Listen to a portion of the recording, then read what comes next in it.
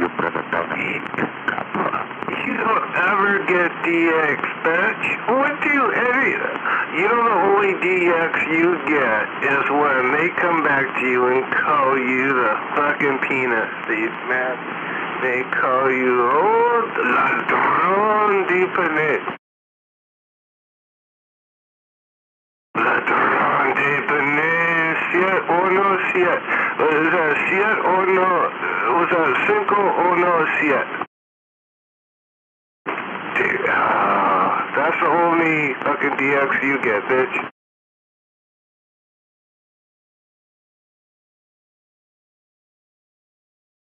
All over America, they call you Wiener Bender. Why don't you just give it up, bro? All over America. I mean, from, New York, fucking Florida, down to fucking Texas, Midwest, Cali, they all call you Wiener Bender.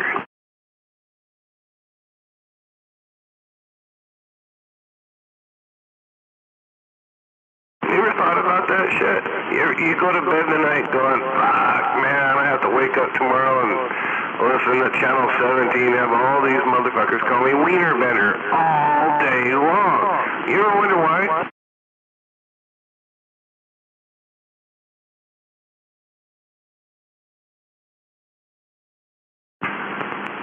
Oh man, that's some funny shit.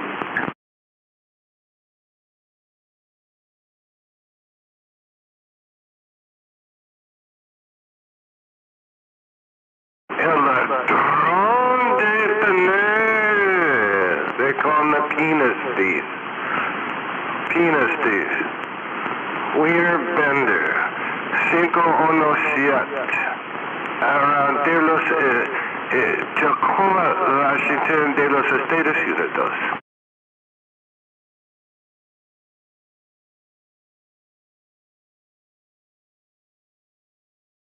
Well, hey, on the bright side, I think it's admirable that he takes pride in his handle. Shit, no kidding, man. Hey, how you doing, Westside? How are you, sir? I'm great. I'm just listening to you.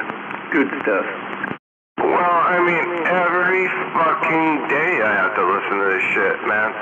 You know, me and Trailer Park. Every freaking day. And I'm like, dude, I mean, you know, all you have to do is just meld into the fold, be cool, and, you know, you'd probably get hurt and shit. And now he's just gotta, you know, want to get out there and twist on the wieners all day. Oh, yeah, I agree. I've never heard him say anything nice. Everybody's a motherfucker. Everybody's a bastard. Everybody's radio sounds like shit. Nobody's nothing. He's the shit. So I'm like, you know, come on, man. It's like, hey, man, come on, man.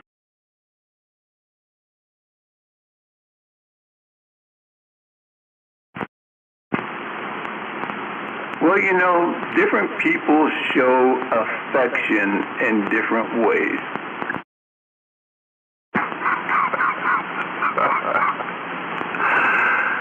Oh, Westside, you are one funny dude. That made me laugh, bro. I never thought about that. I never looked at it at a different perspective. Now I do.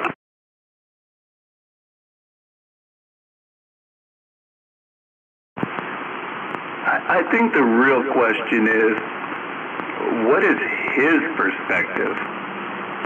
Because I can't figure that out. We had a conversation about that, and he told me in his mind he was being entertaining and he was something new out on the radio and was being entertaining and helping everyone to have fun.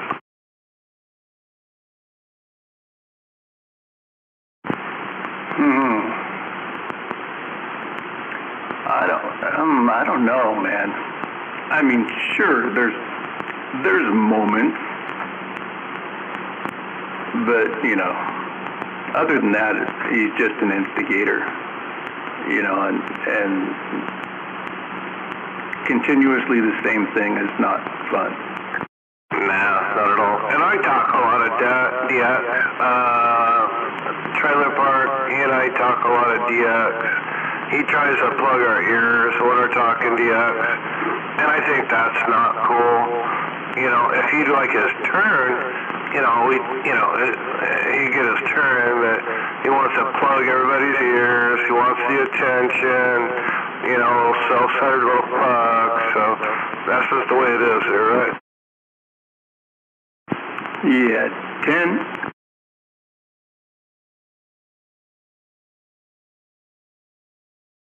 Sounding good in Tacoma as usual. Good audio. West side, right around. You got about 6S units coming into the Tacoma Mall. 10-4, that's where you're at, MAD, right up there by the mall? I'm 6 blocks north of Mickey T, down here in the valley. Oh, down in the valley. Well, you do really well for being in the valley. And this is just my bone stock RCI base station. They say these do about 60 watts. Yeah, this is just a bone stock base there, Brick. Right on, man. Well, you're doing a great job over here.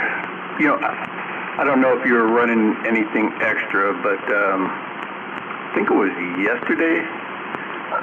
I was coming back from Port Townsend up north there. And man, I tell you what, when I got down there on that floating bridge coming across the canal, you were just booming up there. I mean, your signal was just flying up that waterway. Yeah, I've been told that. Yeah, I got a little rocket box I work with, a little other radio. And I've been yeah, I've heard that before. Hey, thanks for the flowers, bro. 10-4. Yep. All right, man, we'll stand by and listen and see if Wienerbitter has another round. And anyway, good to hear you out there, man. From my little hometown out there in Bummertown, bro. Right on, man. I gotta take a standby myself, but I'll be keeping an ear out. Yeah, 4. Take care. Thank you.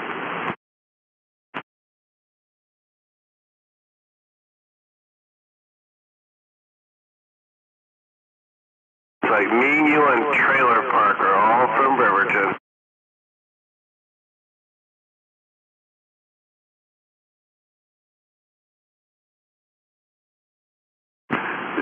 Yeah, but I haven't found my way out of here yet.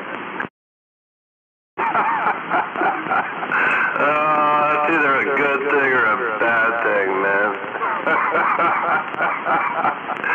Oh, for sure, man. I was an East Bremerton kid for a while there, man. Till we migrated back east, out here to T-Town. All right, man. Take care out there, man. You got to do your thing. I got to do my thing. West Side, MAD, T-Town, bye. Check.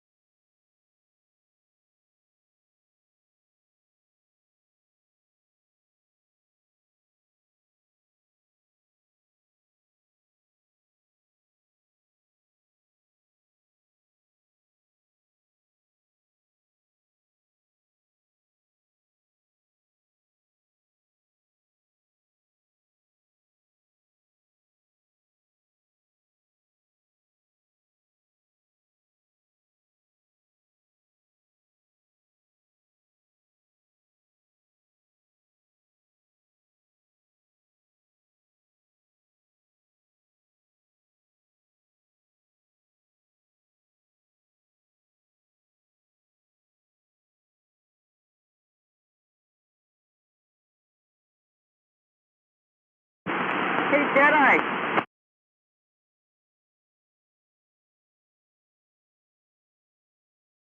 Quack, quack, quack.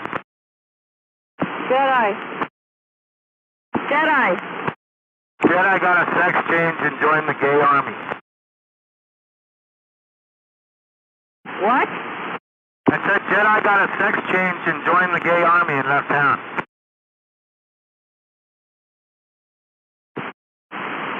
Jedi.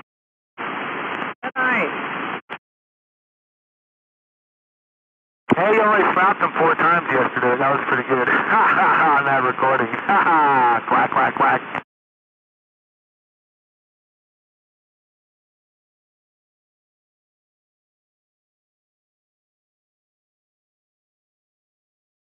Sour pussy, you're the one.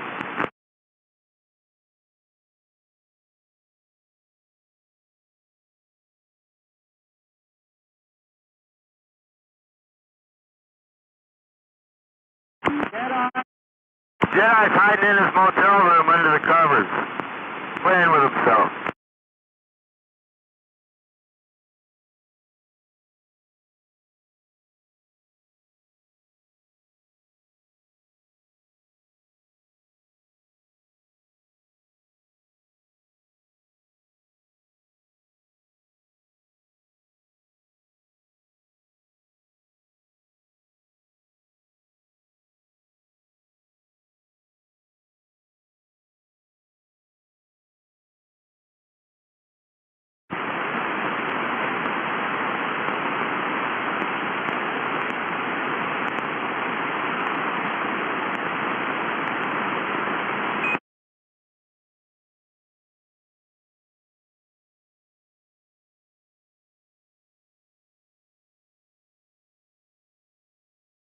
Jedi.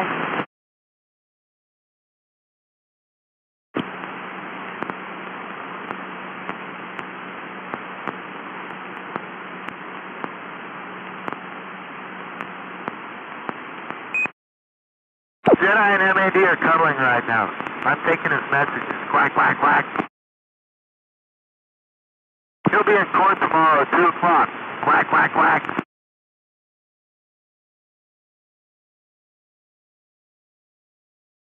Tire Monkey's got a date with an orange jumpsuit.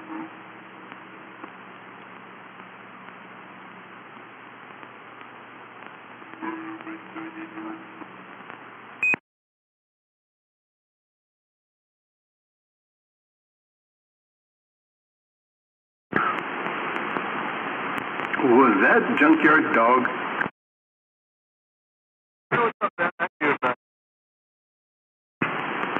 I'm doing okay, Junkyard Dog. You're kind of hard for me to hear you tonight, so I wasn't sure that was you. Oh, sorry about that. Yeah, I was talking to my son for hours. Not hours, probably hour and a half. He doesn't answer the phone much, and so yeah, when I get home, I lock on. But yep, it was good talking to him. He lives in California. Talk to him like once every month or so. And anyway, yeah, I'm there, West Side, JYD station. Right on, JYD. Well, you know, it's a good thing to keep in contact with family. It really is. Oh yeah, he's a busy guy, and he's young. He doesn't have time to listen to his dad persecute him, if you will, about stuff. And so I try, but I told him tonight, I was like, hey, just so you know, I probably come off as like kind of digging and getting your personal shit, but it's only because you only answer my phone call once a month. So maybe answer a little more, call me, and our phone calls would be different.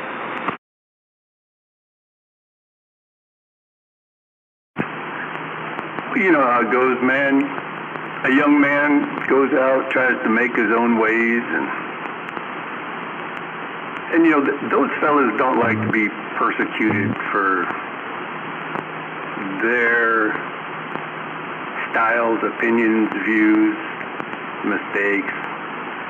I mean, it's good for a parent to do that, but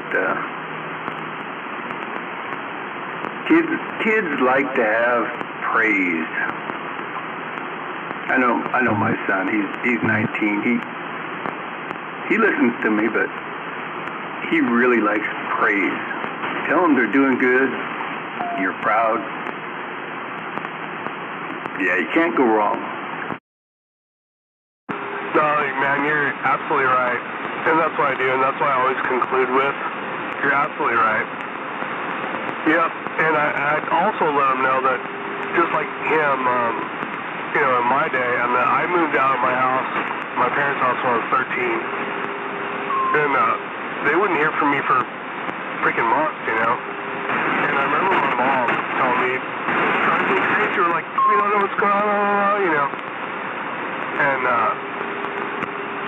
I remember that. And the reality, though, too, is, honestly, it's like, now, in retrospect, I feel bad that I did that to my mom, you know. And she just wanted to know I'm still alive. It was like, you know, so.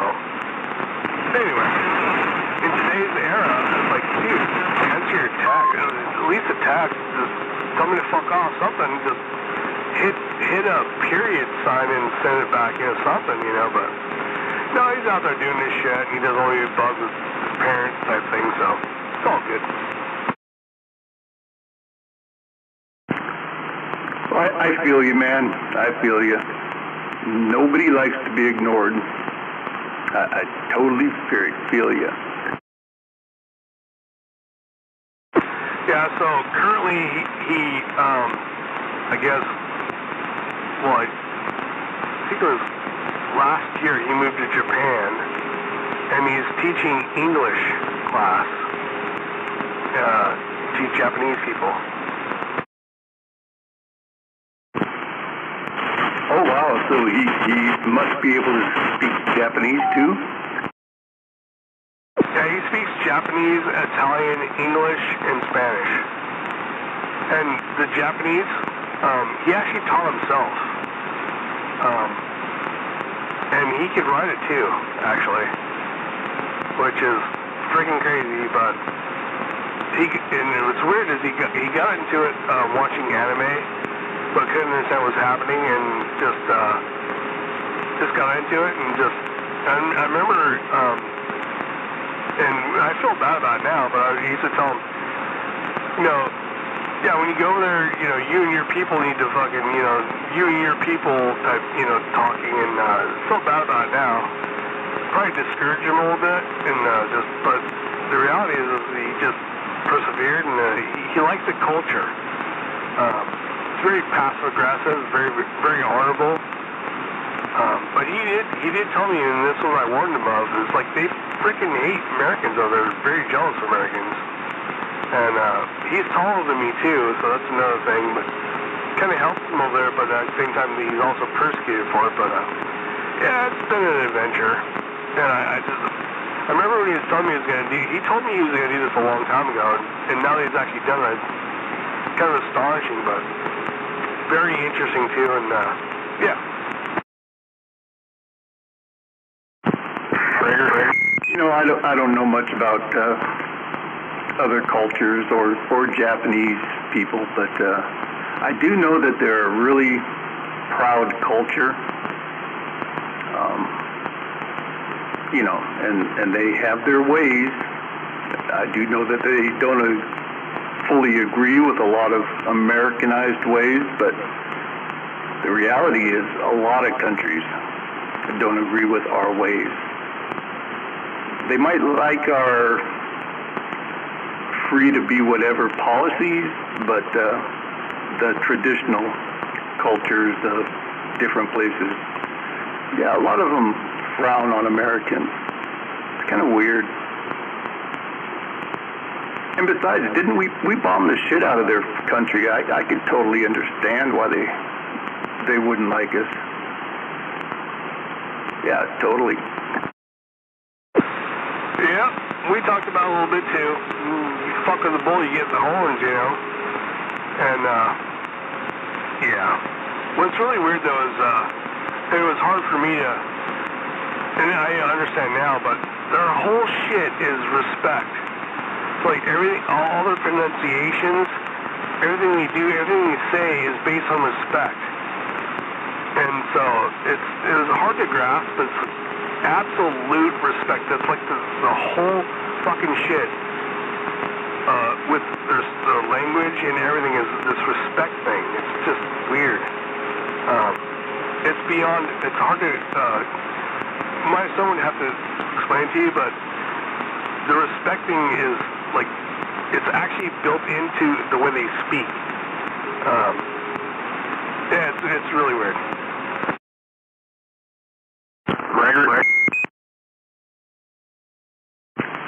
Well, one of the big problems with Americans is, yeah, we really don't respect anybody.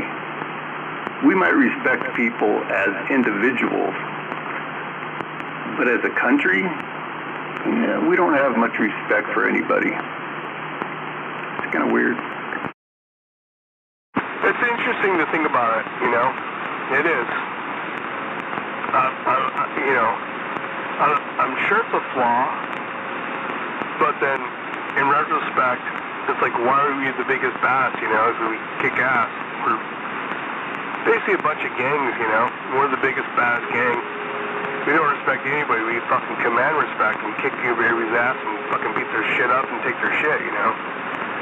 But, think about that. Like, their whole shit is respect. Like, the way they speak is respect. Because I was kind of drilling him and trying to have him teach me how to order food and this and that, and the whole thing is just like this whole, like, you have to ask permission to ask a question. Literally, dude, in their language and stuff, you have to, the first thing you say is asking a question if you can ask a question. Like permission to ask a question. Like the whole thing is respect. It's crazy. Very interesting. Which is weird because, I don't know. It's hard for me to put it all together, but yeah, that's one thing that was conveyed by my son is the respecting is, and it's almost like slang and a way of saying things and just like, but it's old respect. Whoa, what the fuck? Put it all together. I didn't, yeah, I'm into it because I was like, those guys, fucking. I was a dick, you know, but, oh, there we go. My bad, I was squealing. I guess, I don't know. Sorry, my bad, I was squealing. I'm done squealing, my bad.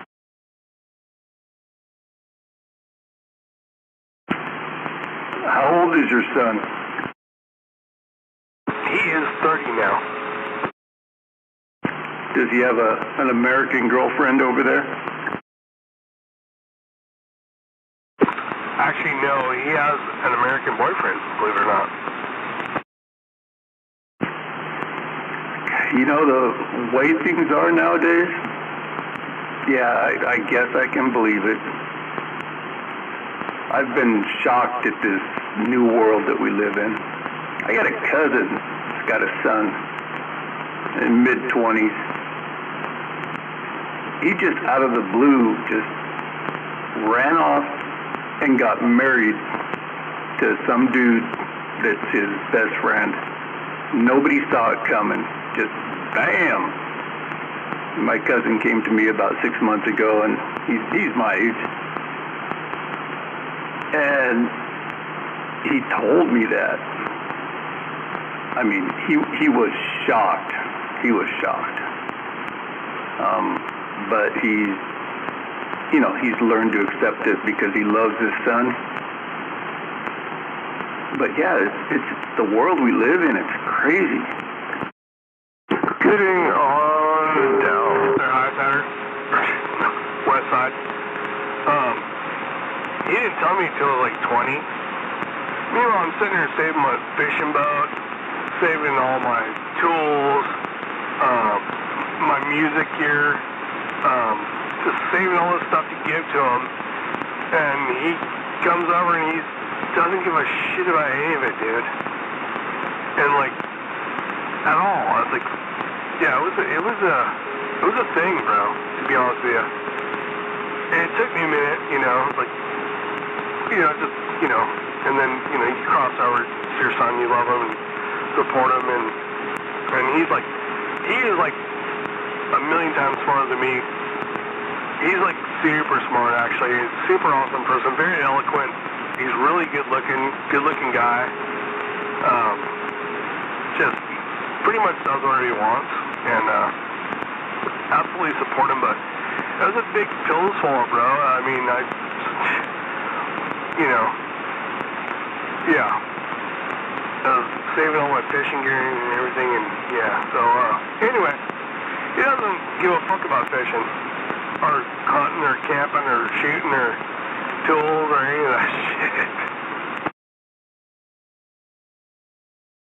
JYT.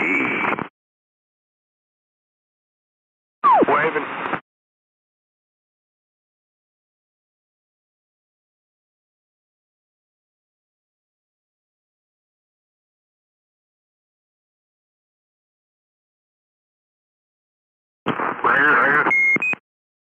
All right, I'll tell you a story here.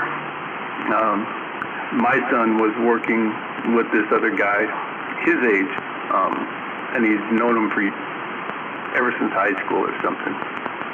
And his friend needed a place to stay, so I said, okay, you can stay on the couch. Well, it lasted 2.5, maybe 3 months. We were letting him stay here free, because he's kind of a different kind of guy. I don't know how to explain it. A little femmy. Well, one day around the campfire around back, sex stuff came up amongst teenagers, and this guy divulged that he was... What nonsense stuff? Well, I'm kind of homophobic to a certain degree. I used to be worse when I was younger, but not so much anymore. And the first thing that came out of my mouth was, oh, so are you a top or a bottom? Everybody went fucking silent. And then my boy spoke up for him in his defense and said, well, he's a virgin. And I could see that in this guy. He could be a virgin. He never talked about girls or anything. And I said, you're a virgin? Well, how do you know you're bi if you're a virgin? I mean, if you never tried it on any level, how do you know? Yeah, same thing with my son. He was bi. When you follow your wiener? Yeah, and along the same lines, brother, I'll admit I was homophobic too. I'm from California, which I shouldn't be homophobic at all, but I'm old, dude. I'm 53, so I'm not super old, but I'm kind of old school. And you're this or that type thing in my book, And anyway, and so I sent, long story short, I sent him this shirt and shorts that matched, right? And then I ended up meeting up with him in, California. And he was wearing the shirt and his boyfriend was wearing the shorts. And so I was like, I don't know. My brain started spinning. Fucking A, goddammit. The reality is that shit is so freaking directional. It's crazy. In fact, each day I learn more about it. I mean, there's so much shit to that. Like some of those guys, only I don't want to get too graphic, but it's crazy. It's crazy how it works. Like, some of those guys only will fuck a dude and get sucked, but they will not take it at all. In fact, they'll fight some if they... Oh, no. Listen to this kind of shit. No. Or, No, not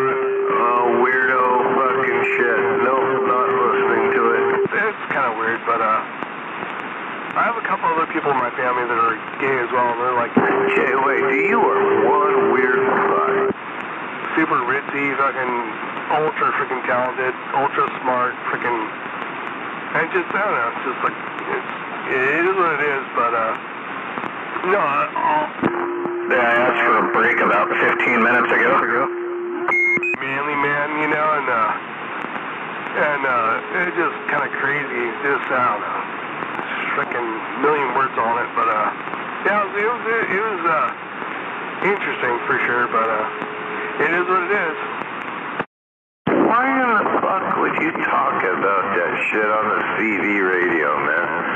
That's some fucking weird-ass, sick-ass shit, bro. Yeah, I agree. It is pretty weird ass, sick ass shit. And I don't get any of it. I really don't.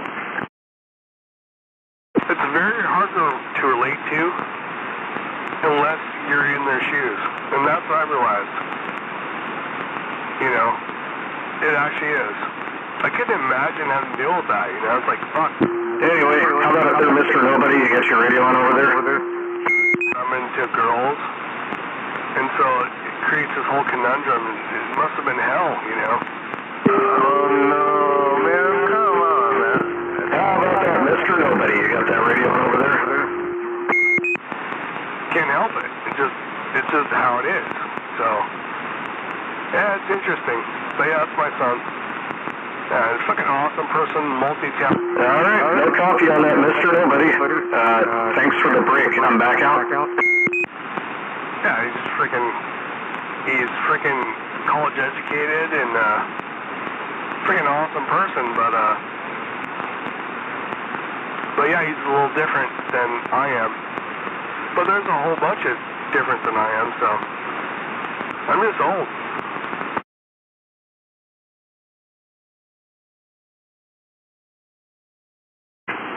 I couldn't tell. Was that MAD keying up, interjection? Unfortunately, MAD in your Barefoot Base Station, JYD is he totally takes you out, and he's far away. Where are you at, JYD? I think you got elevation, right? I'm over in Maple Valley, Covington. Okay. You must got a little bit of a hill going on. Yeah, you're welcome, Westside. You're welcome. 1770 town, I'm off the mall.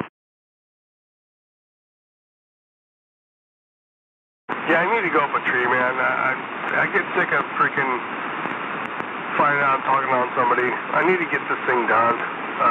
My bad. Well, Mud Base Station up here around Tacoma, I didn't think I even got out. Right around my side of town, west side, you know it'd be MAD. Yeah, sorry about the MAD. Yeah, I need to go up a tree. My ears, I need to fix my ears a little bit. Didn't mean to talk on you there, brother. Yep, I'll step aside. They're MAD, JYD on the side.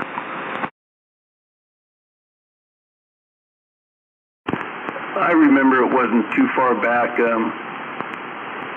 when 45 Kilo was running more power, and we could sit up here and have a conversation. I remember it happened a couple of times where he would totally clear over everybody in Tacoma, and we could have a conversation while Tacoma was having all their conversations on the same channel, and I used to think that was kind of funny.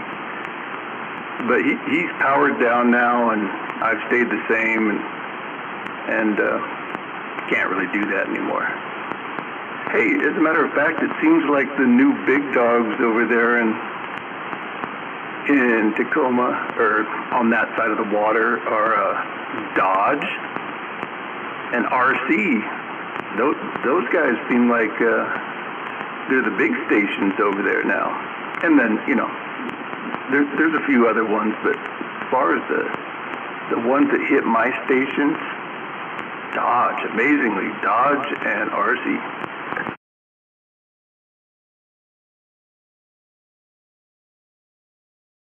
Shit, I'm only working low side, west side. Yeah, you're right in the mix, right in there, centrally located. Yeah, you do really well. Funny you mention that. Yeah, I've noticed that I can barely hear 45 for the last 8 months or so. I always figured he was pointing away from me or something, but yeah, I used to hear him a lot better too. Yep.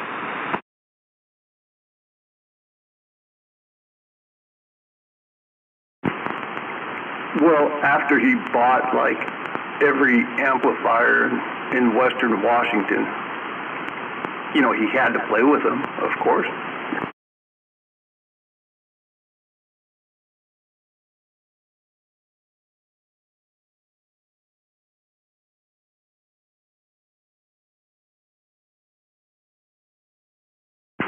But you know he still has all that. Oh yeah, I've seen pictures of it. I can guarantee you he does. Oh yeah. Yep. Sorry, I had to put a couple of logs on the fire. Got one of those titanium little fire stoves. Put it in my garage. Fucking thing kicks out like crazy. Pretty awesome little unit.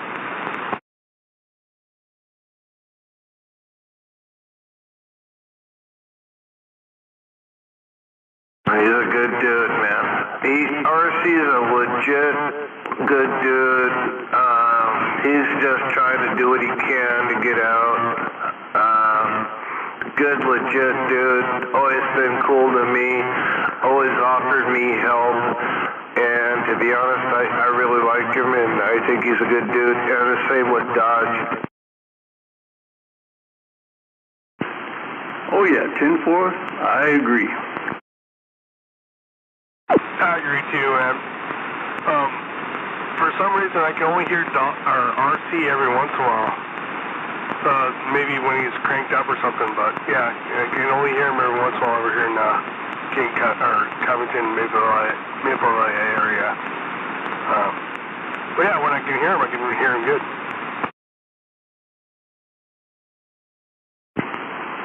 Well, I think RC likes to run a beam, so, you know, if he's not pointed towards you, you might miss a lot of it. But, yeah, that station of his gets out. That blows me away. He runs a stacked set of B quads, and then pretty soon he wants to run 4 B quads. As soon as he can make it happen, he's going to run 4 B quads.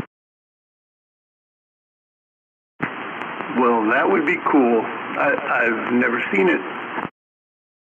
Yeah, he's running a set of stacked V quads, and then he points, due east. So we don't hear him. Only time we hear him is when he points them down here and he wants to talk to us, right? The only advantage to stacking them is reception. Yeah, Doesn't help your transmit at all. Well, I don't know. But every time I'm on the Super Bowl, or I'm on 11, or 17, or 28, all I hear is all them cotton choppers come back to either RC or 521. Yeah, well, that's the wattage he's got behind it. Yeah, splitting your wattage between 2 antennas, it doesn't increase anything. The only thing that increases is additional elements on the same boom. But yeah, if he's got 4 of them, he's going to hear a whole bunch of people that he couldn't hear before.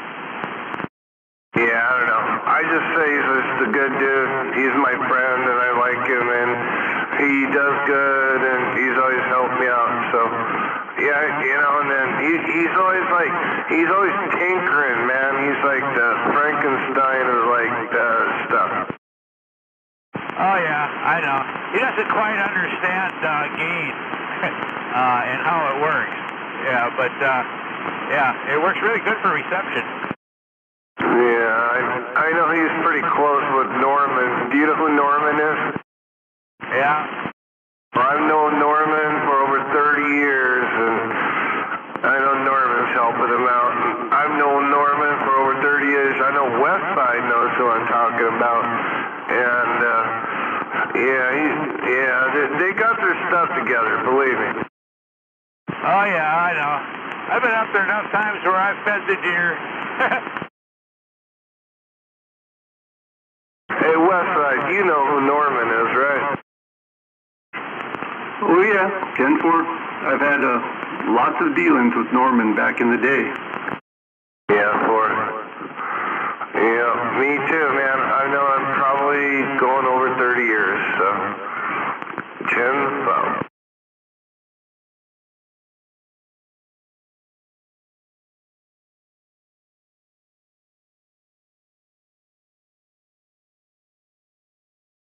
But I tell you what, the only thing I've ever seen before was a stacked set of white quads in person. Not white quads, PDL2s. Back in the day, that's the only thing I've ever seen stacked. I was like, fuck, that's pretty impressive, man. You know, and you think about, two of them and then, maybe put four of them up there, I'd be like, oh shit.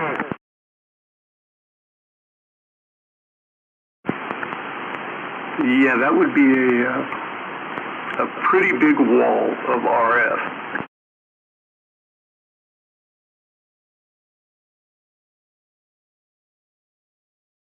There's a guy here in Tacoma called GT102, and he had a stacked set of PDL2s, and they're only they were only up like 20, 30 feet in the air. They weren't even up high. I'm like, fuck me, man. God, that was cool. I don't even know how you'd even pull that off.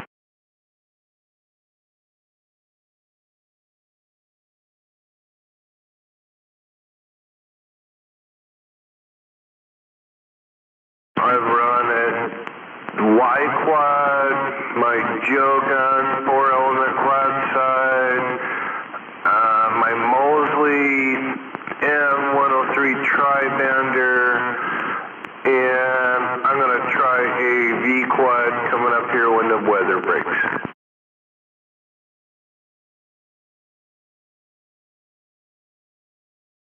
Only one, though.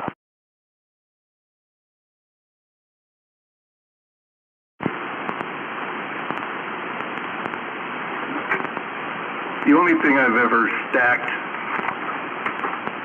on my base station was for a short time I ran a pair of Antron 99s early on, right? And I was just checking it out. And it was kind of weird,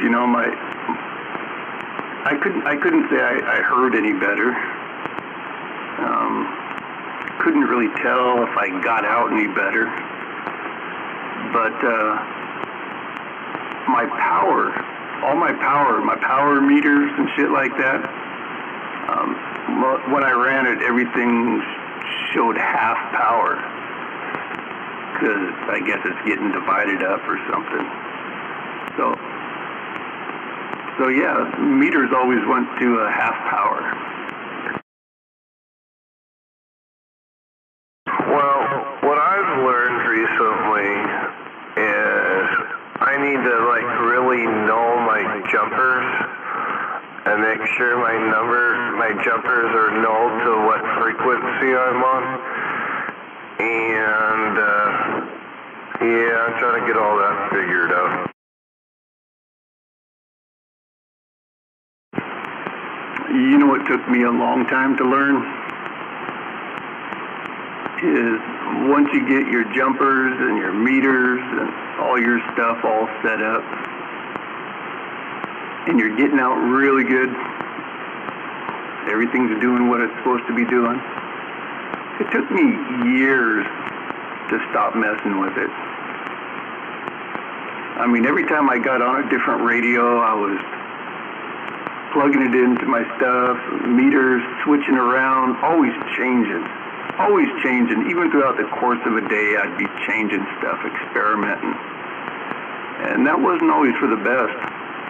And so I finally settled down. I got everything set up the way I wanted it. And now, if I want to run a different radio, say I'm playing with something or testing something, I just run that different radio through a switch box, right? And I only run switch boxes, or I only run a switch box. I got 2 switch boxes on my station. One of them will switch to different radios. So I got a piece of coax set up, test radio. I can plug that test radio on that open piece of coax. And I'm not unscrewing or screwing anything around. And then I got a switch box for amplifiers. Whether I want to run a tube amplifier or a transistor amplifier. Once I got them dialed in, I don't mess with them anymore, you know. And I only run my switch boxes on the low power side. I'll never run a switch box on the high power side. What do you mean by switch box? Well, you know, a coax switcher.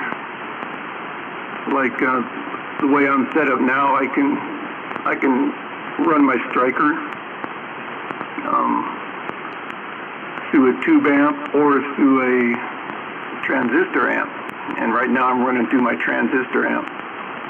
But I can run it through my tube box if I want to. And so I got a switch for amplifiers, whichever amplifier I want to run, and a switch for radios.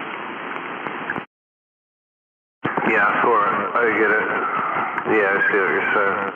Yeah, I just bought one of them striker radios. I just bought one of them 955s there, and then I just sent it down to some dude called Bullet Bob in California.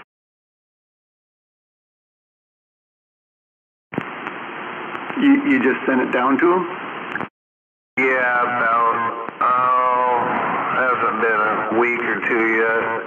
But yeah, I bought one of them 955s. I got one of the version 1s. That's the only thing done to it. It was the CB mod.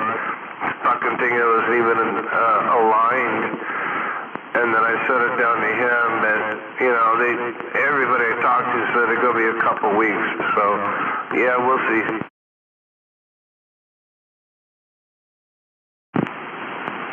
Right on. Well, hopefully he does a good job on it. I know a lot of people get the 955 and, you know, they like them for their power. You know, they make good power. But, you know, the 955 has a lot of good qualities. And, I don't know, I guess in my opinion, it has, I can't really think of a bad quality about them. I've gone through a shitload of radios, you know, experimenting over the years.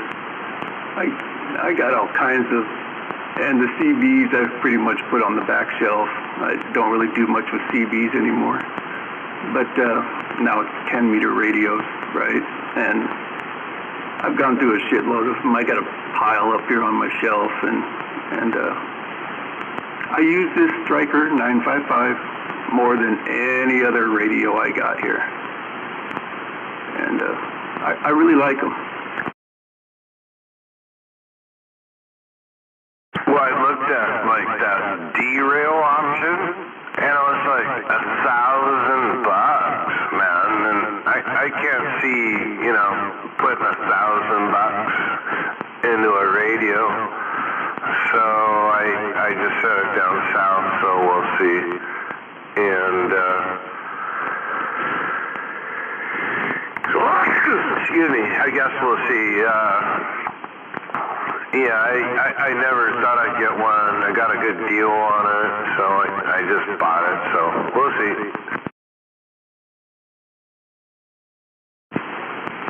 Right. Well, $1,000 isn't too bad for a radio, if it's the radio that you want. I mean, it really isn't.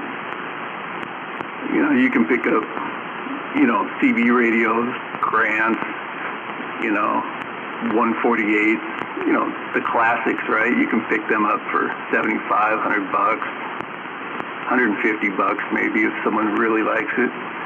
And those are great radios too, but that's the thing about the CB hobby that I really like is it's a little different for everybody. It's all a matter of what you're into. And that's what makes the hobby cool. Oh, here, I'll make you laugh there, Westside. I'll make you laugh. I've only been back into this since like last July. And I've gone from a Cobra 29 to I've got an ICOM 7300, RCI 69 bays. I got that 6900, I'm talking on a Richard little mobile into my rocket box. I probably have 4 fucking little, pill boxes, and I'm having one custom built for me right now. And that's since July. Oh, that's good stuff. Yeah, you're going for it, man. That's very cool. I got out of the hobby for years, man. I think I stepped away from it for close to 16 years. And when I got back into it, I pretty much had all my own stuff, but I went a different route. And so I started buying a few more 10-meter radios, and that's when I picked up my 7300 about, I think it was 2000, oh man, I can't even remember now. Maybe it was 2019, maybe it was 2020, I can't remember. Yeah, but yeah, hey, everyone's got to have a 7300. They're badass radios. Yeah, I got mine brand new just like in July. I got it from HRO. And get this, bro. They actually did the Mars mod, or the 11 meter mod. They actually did that for me for like $45. And I got that, and believe it or not, I live in an apartment. Hey, Westside, I live in an apartment, and my landlord put my ground plane antenna up for me so I could get out break. Wow, that's a rare landlord. That's a rare landlord to do that for you in an apartment building. Very cool. And I asked everybody here, do you hear me on your stuff? Nope. Anybody hear me? No. And sometimes, I can bump over 1,100 watts. I'm not shitting you. I can put 1,100 watts out there. And nobody hears nothing. I mean, neighbors? No. I just, did it the old school way, grounded everything the right way, did everything the right way, and nobody hears nothing. Even the dude, this was no kidding. There's a guy that lives about 8 feet right underneath the antenna. Nope, don't hear nothing.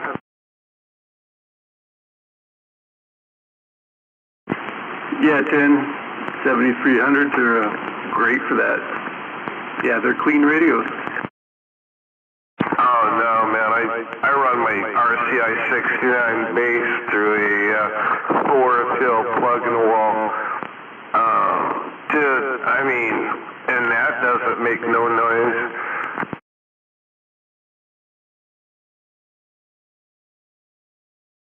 I tell you what, man, I can make some noise. Holy smokes. I used to make noise. The first go around in CBs, all the old CB wars. Yeah. I could run this station. I could run this station and just bleed and distort over all kinds of crap.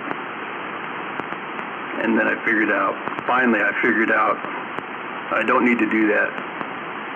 And I can still get out just fine. Yeah, I always ran on channel 22 back in the day when there used to be people over here in Kitsap County that talked on the radio. They're all gone now. But I got a 1-tube box over here that runs the biggest glass tube you can, big 4-1000 tube, right? It's big old glass tube, about a little bigger around than a mayonnaise jar. I used to just fucking splatter that sucker like crazy, and as soon as I figured out I didn't need to do that, I could turn everything down. I can get out anywhere I needed to go, and I could still run a 1,000-watt carrier. And all the people that used to talk 40 lower sidebanders, God, I used to tear them up. From channel 22, I'd tear up channel 40 lower. They couldn't even talk. And I heard you breaking up conflict, and I fed off all that. But once I changed my ways, so to speak, I could still run 1,000 watts, and they didn't hear me anymore. So I said, oh, that's how you do that. All right. Took me a couple of years, but I figured it out. Yeah. God dang, I hope you still have that. But this is no kidding. Hey, Westside, when I went to radio broadcasting there at Bates, our broadcasting transmitter, it had 5 of those 4-1000s. 4 of them. And man, it was cool, man. You got to tune them and shit. And I think that's what kind of got me hooked on radio, is this seeing those old big ass softball size tubes there breaking. But anyway, there's somebody else out there breaking, so I'm going to stand back there. Good to hear you out there. I'm stepping.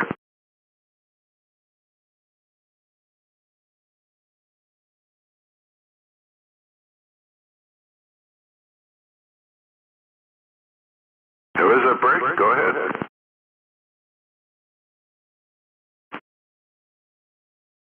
That wasn't a break, I don't think. It was just a bunch of static shit. Oh, that was a breaker. You still got that big old tube box there, Westside?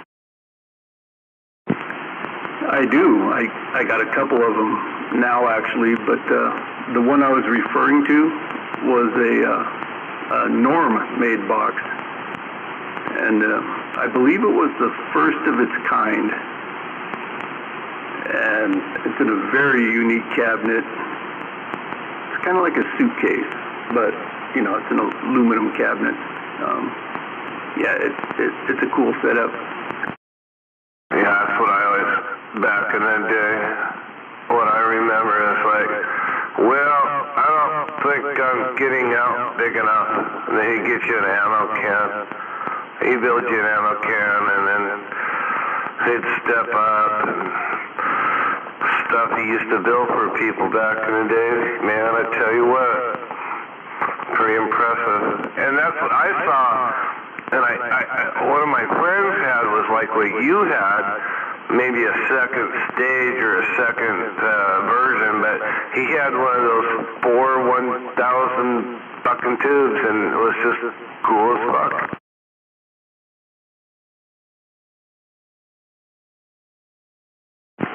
Yeah, there's nothing like a big glass tube, but, well, you know, I don't know. A couple of years ago, I fired it up, and the main power relay shorted out, and it quit running voltage through it. And I don't know what kind of relay it is that he put in there, because you know he would scrounge up parts from all over the place, right? And he would make it work. So I don't know what kind of relay it is, but the only thing I need to do is flip the power relay, or replace the power relay. Everything else is all good. I just turned it on one day and I don't know, it drew too much current through the relay and shorted the contacts or something, so it's not making a connection. I can reach in there on the relay. There's a push button where you can manually toggle the relay manually, and even if I try to do that, it won't pass the voltage through to the main transformer. I just haven't got around to it. I kind of switched over to these new solid state stuff because I didn't want to take a chance at killing myself anymore. Yeah, well, nothing like that. I know what you're saying. Yeah, me too. I gotta check out a guy called 757 Boulderbilt. I got one of his coming here in the next couple of weeks there. Builds really nice little bass units there, transistor with the HGs there, break. Right on, man. Well, I hope it turns out just the way you want it. Oh, I know it will. Guy builds like really heavy duty, gorgeous, like BBI stuff, man. You know, But yeah, you know what I gotta do there, Westside? I'm working on jumpers. I think we were talking about that earlier, about working on jumpers, right? Yep. So I'll figure that out and we'll be all good.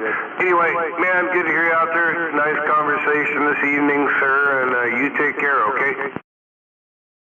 Yep, tune in for it. Yeah, I'm gonna bail out of here and go watch Fox News and get pissed off. Good to hear you out there, bro. It's always my pleasure to talk to you out there in West Side. In Bremerton, where I grew up for a minute. 727 MAD. Take care. All right on, MAD. You have yourself a super fine one. Well, good evening, Westside. Surprised to hear you. Hey, Mickey T. Good evening. Yeah, it turns out I don't have to work for the rest of the week. You know, winter months or something like that. So, yeah, I had some free time. Oh, right on. I just wish I could say the same. I've just been busy here. But anyway, it is what it is. You know, living life as it goes. At least you got some time off to play on your radio. I hear you out there shooting skip. Yeah, every once in a while, I don't know, the past couple of weeks, I've been trying to get out here a little bit. I've been mostly consumed with this construction project with my garage that I've been putting off because it's cold. And I kind of shifted over to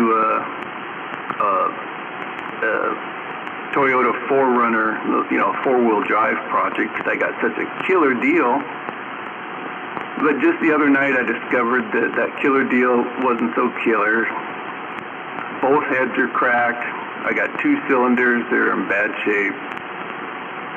So I jumped on OfferUp last night, and a guy right over there in Port Orchard had an engine for sale, a long block. He settled for $120. And I just went over today and picked it up, so now I'm going to open up that engine and see if I got a good deal or not. Even if I got a bad deal, if I just got a pair of heads off it, then it'd be a good deal. So, yeah, I'm keeping myself busy with wrenching projects, I guess, right now. Oh, no shit. $150 for a whole engine. A head's gonna cost you more than that if you have to replace it. No? That's not a bad deal. No, not bad at all. I mean, it's a smoking deal. I find these engines from wrecking yards to engine wholesalers, right? They wholesale engines, and they all want like $2,400 for a used engine with, they say how many miles are on them, but you don't know if it's true. They all want good money for them, and to buy a new one is like anywhere from $4,200 to $4,600 for a brand new remanufactured. And I'm not going to pay that much for a goddamn Toyota motor. Don't get me wrong, I like the motors and I like the trucks, but I'm not going to pay that much for a Toyota motor. I'd go out and buy another Toyota before I did that, but yeah, so I'm going to try and low budget this thing together, see if I can make it all work out. Good luck there. Well, I've had a couple of Toyotas, and I had pretty good luck with them, except I didn't like the suspension. Just something about that suspension just didn't feel right. Yeah, they had different suspensions over the years. I finally settled in on the first generation of Tacomas. They don't make them anymore, right? But right now they're one of the most sought after and collectible Toyotas. So I settled on the first generation of Toyota Tacomas because I found that particular model, I like the way it feels. And I like the way that they handle, and I like the way they ride. So it works for me. And I like the little cabs, right? Because it's still a compact truck. After 2004, the second generation of Tacomas, they went to a midsize, and now they're all midsize.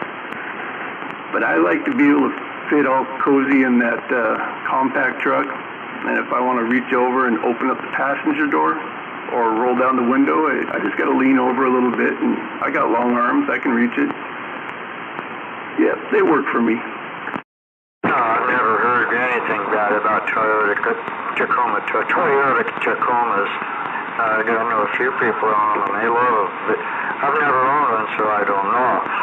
But anyway, I just had a couple of fenders powder coated for my new bike, and I get them on. I was going to do a lot of engine work on another motor because I wanted to build another bike, but it's just got too cold out there. You touch that steering, your hand's going to stick to it. Oh, it's been miserable. And because my garage is out of service, I got to do any work I got to do out in the cold driveway. I'm not digging that. But I finally smartened up and got myself a set of really tight-fitting mechanics gloves. That helped a lot. Not having to touch those wrenches. I was bringing my wrenches in and setting them in on the electric heater in my radio room to warm them up, just so I can stay out there for more than 15 minutes.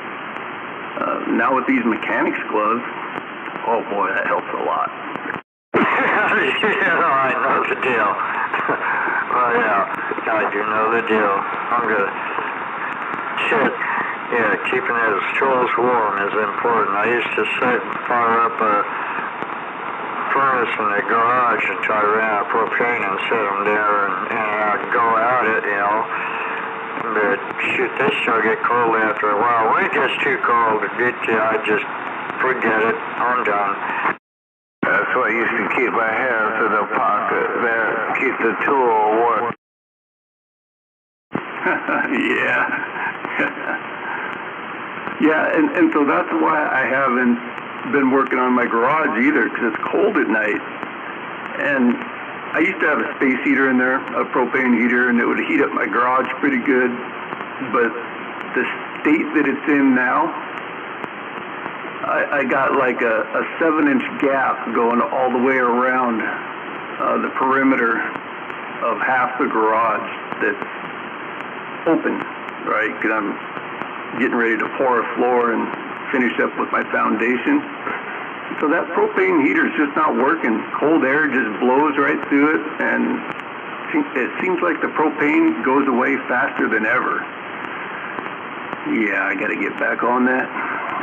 Oh yeah, I know. I got a big gap on my bay doors, and even with the propane, I can get it warm enough, but in a small area. You know, but I like the gap because it takes the fumes out of the air, out of the garage. So it's just a compromise with it, and it works when I want to work it. But I just decided to that build is going to be a different time. I'll probably start it if I feel like it this spring. I got a few rallies I want to go to. You know, one in May and another June, and probably another one or two in July and August. I'll see what happens. I mean, I'll probably have a little bit of time in between, but, you know, it'll work out somewhere. Well, you got a pretty big house. I think if you pack up your dining room table, you could probably put a little lift right there and build your motorcycle right there in your dining room. I did that in Renton. It was a second-story apartment. I rolled that old Harley up and down those stairs more than once. I don't want to do something, not in the house. You ever have to throw a fit? Oh boy. No.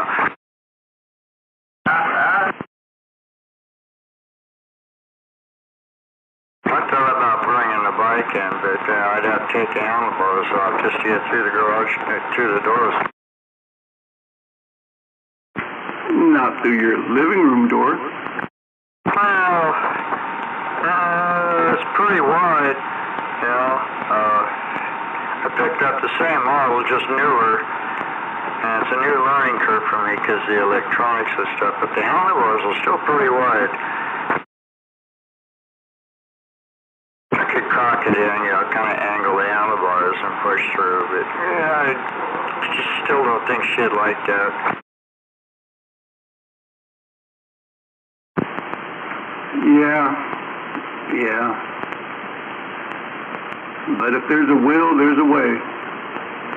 My Fat Boy, the bigger Fat Boy, and it's got the original Fat Boy bars on it, and they're the widest bars of any motorcycle that Harley's made. I don't know, I guess maybe since the 50s maybe, and then they narrowed them up.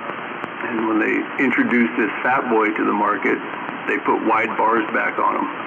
It took me months to get used to them, but once I got used to them, I just left them on there. And if I can fit my handlebars through a regular door, and I can, but yeah, you got to cock it and lean it and, you know, be really careful. I agree. Yeah, I do. Oh, I turn the kitchen into a mini garage in the wintertime if I'm working on bikes.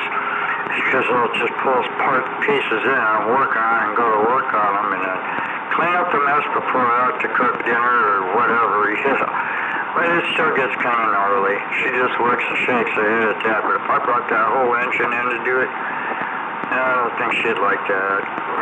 That's a lot of grease and oil that's even going to come out because I'm going to be split in two cases. Yeah, 10-port. Try to put a 5-speed into an old 4-speed case and replace one side case because it broke right at the shift pivot where the shifting pawl goes in and the lever moves up the hub, shift hub. It broke, so it'll go and get her. It just won't stay in. And the thing bounces around in there, it comes right out of gear. I'm just, well, I got to do something else. I got to replace that whole case.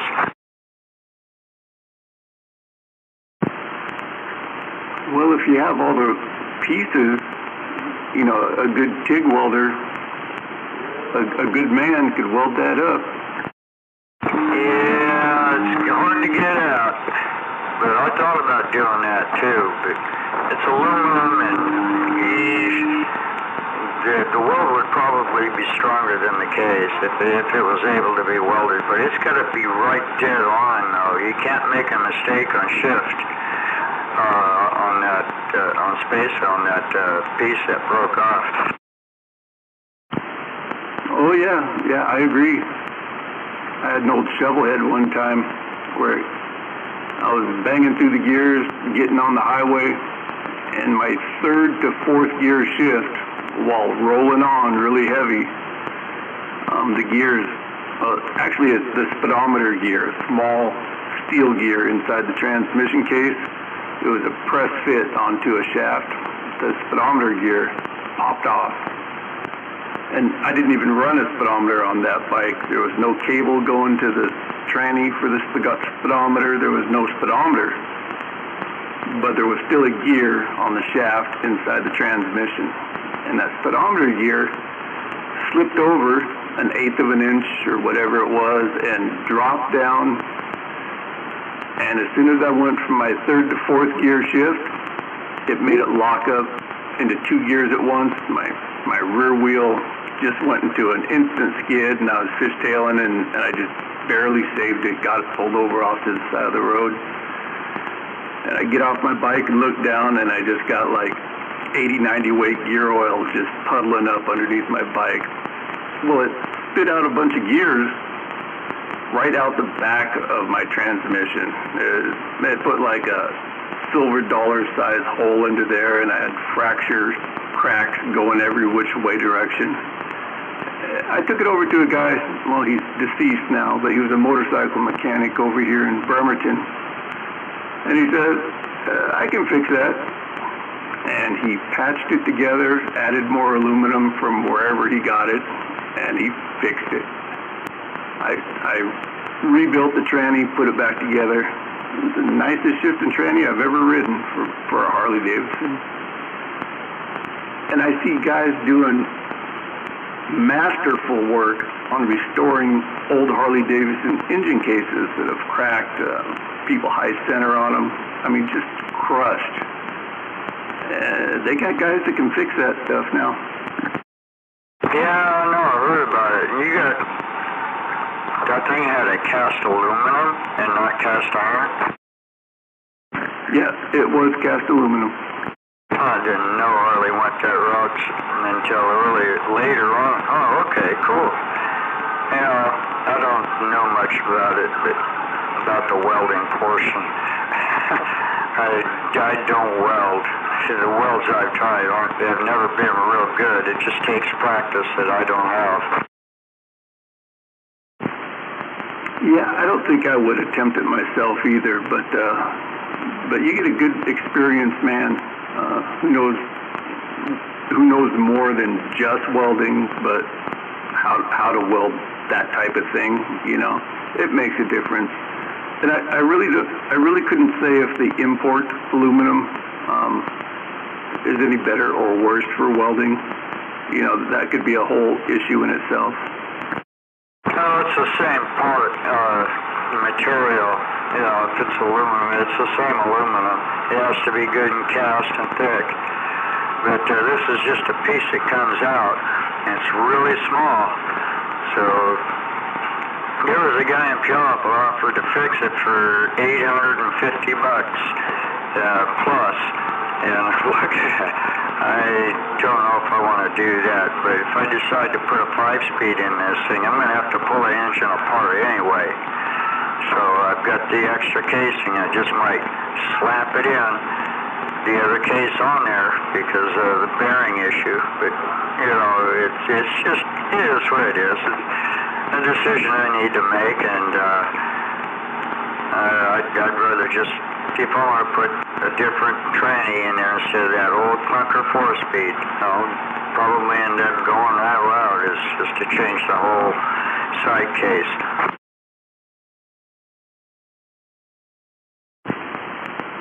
Yeah, well, whichever's easiest and cheapest. Tell you what, man, it sure is nice having that extra gear. Oh, I know. My new one's got that extra gear. It took me a little while to get used to it. Like last trip to Winthrop was, I took that thing solo, and I went over instead of going up highway, what is it, 02, and messing with I-5, I went over the long way around, out through the desert and stuff.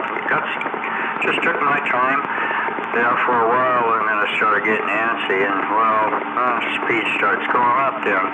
You rode me, you know what I'm like. Oh, yeah.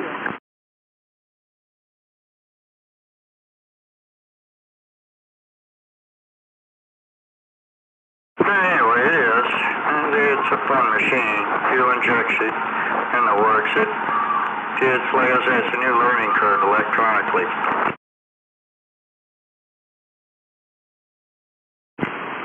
You know, fuel injection is pretty cool.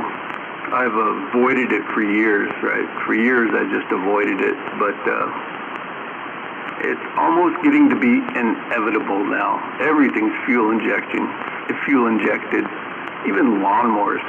It's crazy.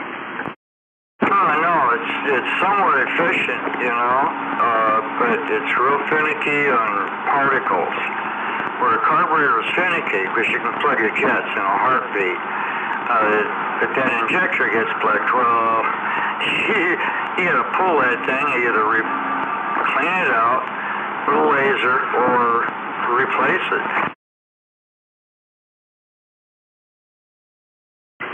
I wonder if they make a diagnostic tool for motorcycles. Kind of like these Toyota trucks that I'm into nowadays. They're all fuel injected now. And I was still kind of lost dealing with them until I finally got this cheap diagnostic tool. And now if I have an issue, that tool tells me right where to look. And I think that's cool. I wonder if they got those for these newer bikes. Yeah, they do. Even for the newer one I got, it's an 02, but it's still, it mentions in the manual, there's a diagnostic tool. You plug it into the port, and it'll give you the area you need to look at. But it's kind of like the car tools. They give you a general area, so you just not as much stuff to look at. Yes, that helps a lot. Takes the guesswork out. Yeah, because I can work with that. I can replace parts and service parts, no problem. But as long as I know where to look, yeah, that's not so bad. Oh yeah, it ain't.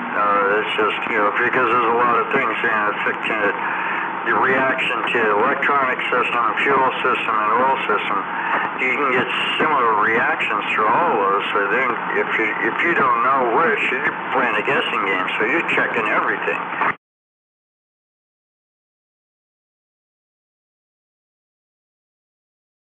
Kind of like the radios, there's a couple of few things in the radio that give you a similar reaction, and so you got to get in there and check. If you don't, if you ain't got the right stuff, you're not going to be able to do that.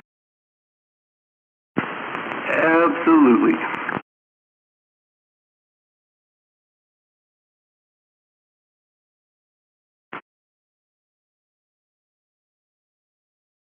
Oh boy, that turns that fan on. I heard my inner fans come on.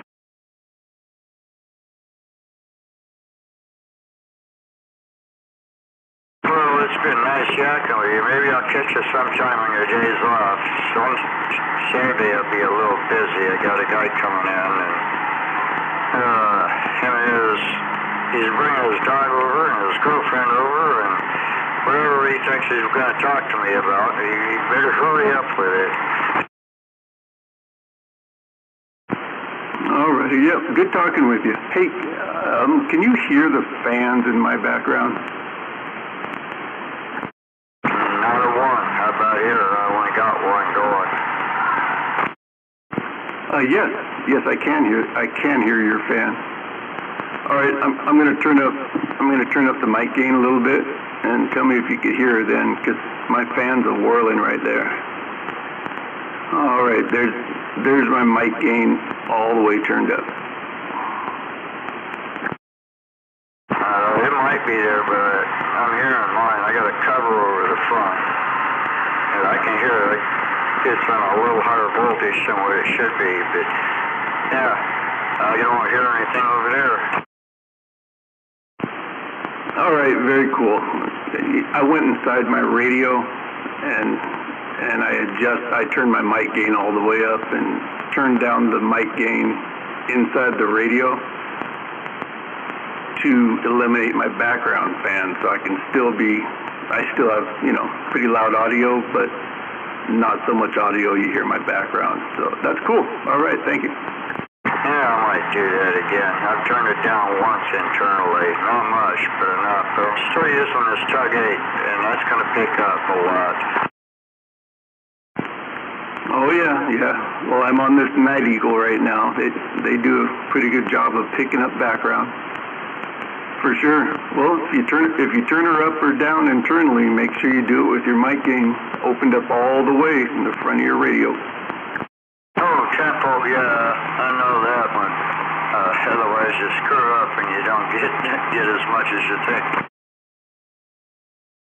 Oh yeah, or like everybody else, they can't turn their mic gain up over 75%, or it starts squealing, or stuff like that.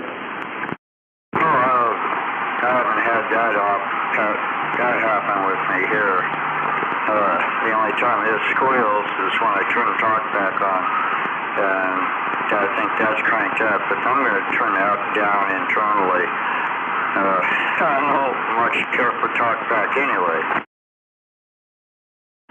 Yeah, I never use my radio talk back. No, absolutely not. It'll squeal. You watch, I'll turn on my talk back. All right. Audio. I can hear myself there, but it kind of sounds hollow through my talkback. And if I turn my talkback over, is that halfway? I can't even turn it up 3/4 and it squeals. So yeah, no talkback. Yeah, I know the feeling. That's about where I get. Nope. My radio speaker's not too far away from me. I took the big bar speaker off and went back to a smaller speaker, but I haven't tried it. Yeah, it does squeal with that. I tried it once. That's one thing I learned about it. If your speaker's too close to your microphone, it's going to squeal. It's regardless. Oh yeah. If you plug in some headphones, it won't squeal at all, trust me. Oh yeah, very true, very true.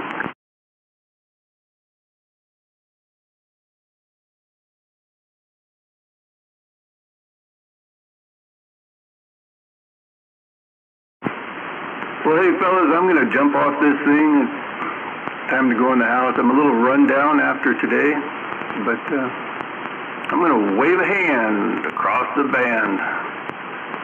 And West Side Station is going to be back out and quiet. Well, it's been a pleasure there, West Side. You take care of yourself. I'm going to go watch Halo. 10-4. All right, catch you later. Well, there, West Side. Thanks for the good chat. Right on, JYD. Catch you later. MAD, if you're still out there, we'll catch you later too.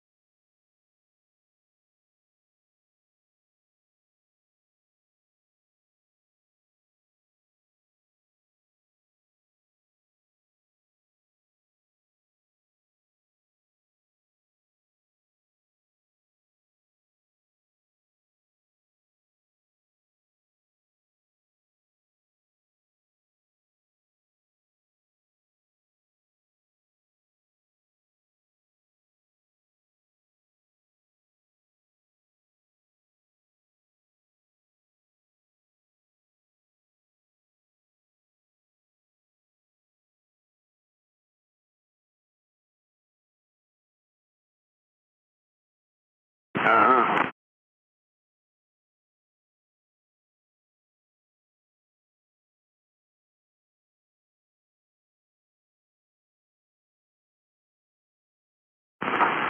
Gelato.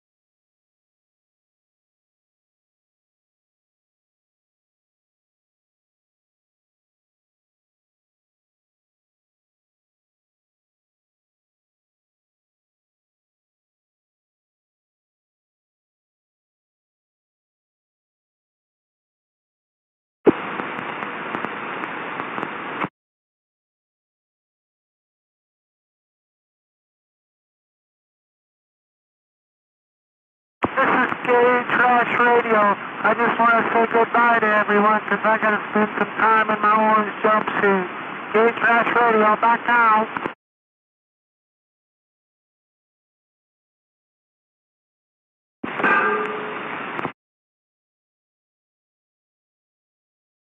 Quack, quack, quack.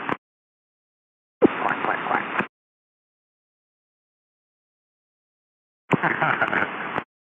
What are you still doing up? Oh man, hey, I got a new car. Thank God. Jeez. I got something good. I gotta be good. Be good, be good. I remember that song. What'd you get? No, I can't be telling out here on the gate, but it's pretty cool. I just done some work on it. This lady had it in her yard, and people that own the house here, I live by myself here, but they live right down the road. They had this car that the brake lights went out, and they wanted $1,800 to fix the brake lights. So they let it sit 2.5 years, and then the ignition shaft rusted, and they broke the shaft trying to start it, so the key was stuck in it. So they gave it to me, and I fixed the brake lights in 15 minutes. I should have said, just give me the $1,800. Here's your car back. That is so awesome. Yeah, but what's not awesome is white mold and black mold. Oh my God. Lazy car owners, you get a vehicle and it's so yucky, man. I don't even want to touch it. I'll clean it up. But yeah, I drove it over here today and, I fixed the ignition. They gave up on it like way a long time ago. Well, a couple years ago. So. Yeah, I drove a 2.5-year-old fuel and it ran doggone good. It only missed a few times. So you think it's going to be a good one? Yeah, it's ready to roll right now. They're doing paperwork on a Friday. The homeowner's drunk wife will her day off Friday, so there's nothing against her, but she works full time. Yeah, woohoo! I'll be driving legal on Friday. Not that I drove it, I just drove it over here and I'm just working on it. I didn't think I could fix the brake lights that fast, but I did. All I had to do is mess with the bolt sockets and bam, good to go. That's crazy.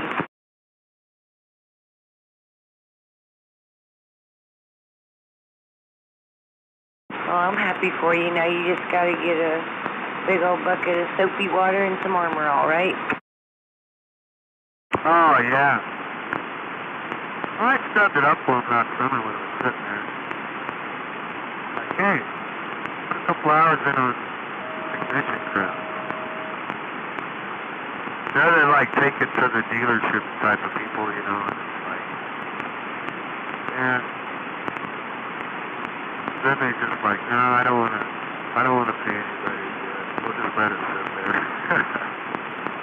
I spent a couple hours like, well, we're going to have to ignition shaft, or not ignition, but key-lock cylinder, ignition shaft, blah, blah, blah, But they ended up not wanting to do that, so I ended up with it, like a week ago. But yeah, I just got it over here today, so. Yesterday I got it fired up for the first time. Like, all right. So I finally found the thread of how to get it started with it and all that stuff. Good to go. Most important thing, though, you got to get that CD in there. Oh yeah. Well, no, most important thing is driving.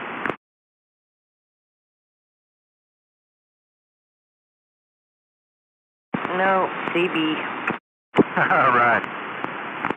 Yeah, just give me a walkie-talkie and a wheelchair and I'll be good to go.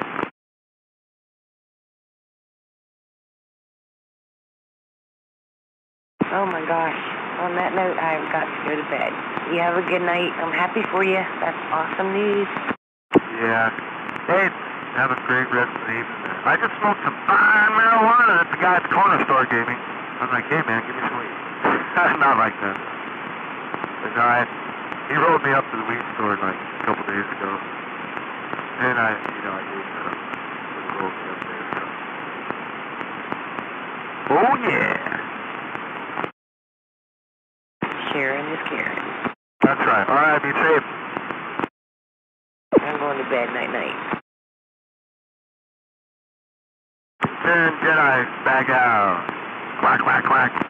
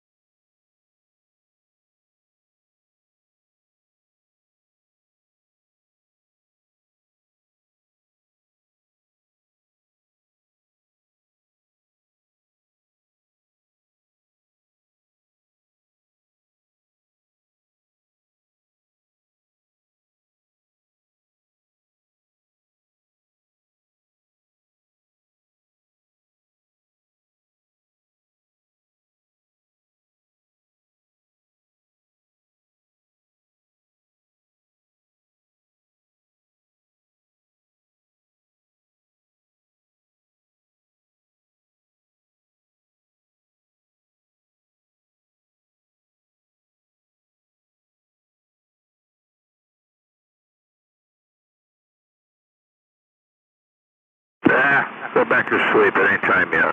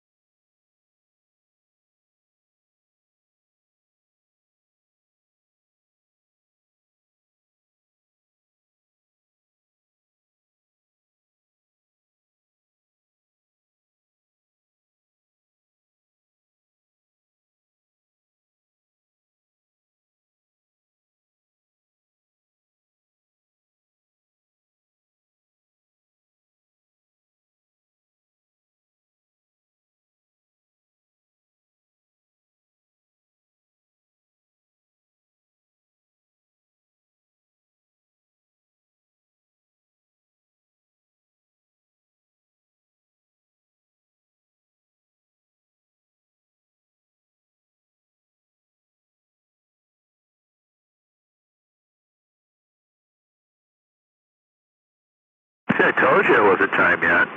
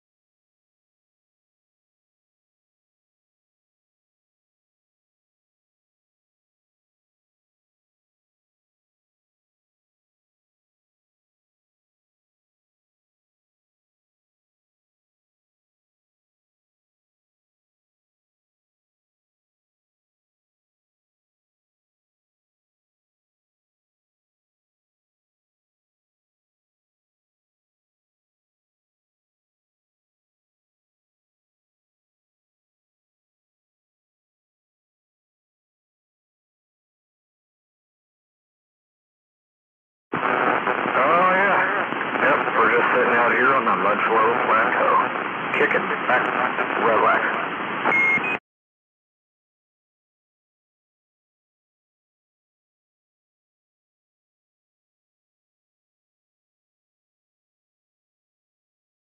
Roger.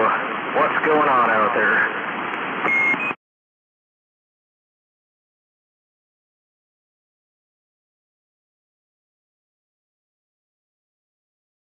Oh, not a whole lot. Just kicking back, doing a whole lot of nothing.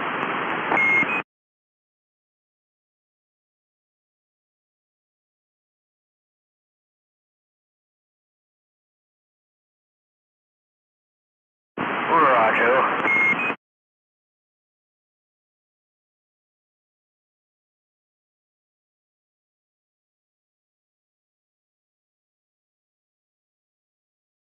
Yeah, there you go. Well, you're doing good out here on the Mudflow Plateau. Just west of Enumclaw.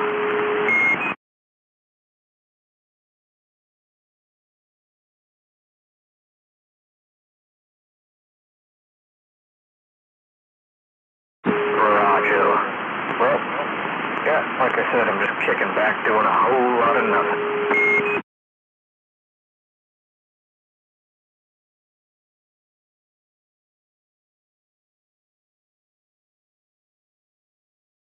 Yeah, fair to middling. Better than some, not as good as others. Fair to middling.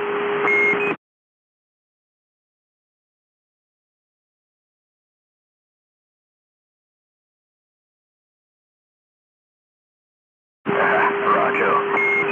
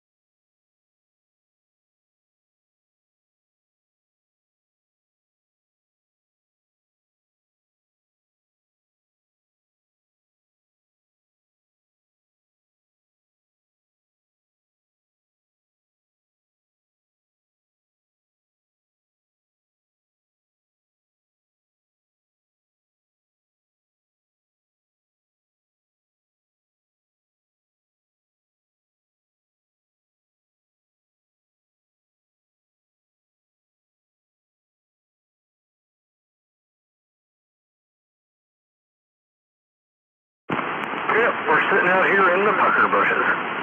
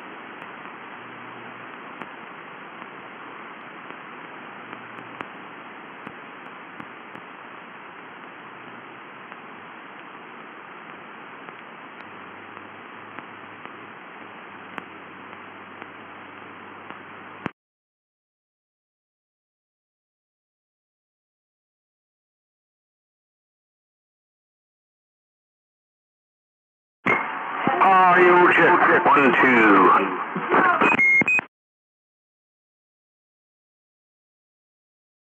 Audio check 1, 2. Check. Audio check.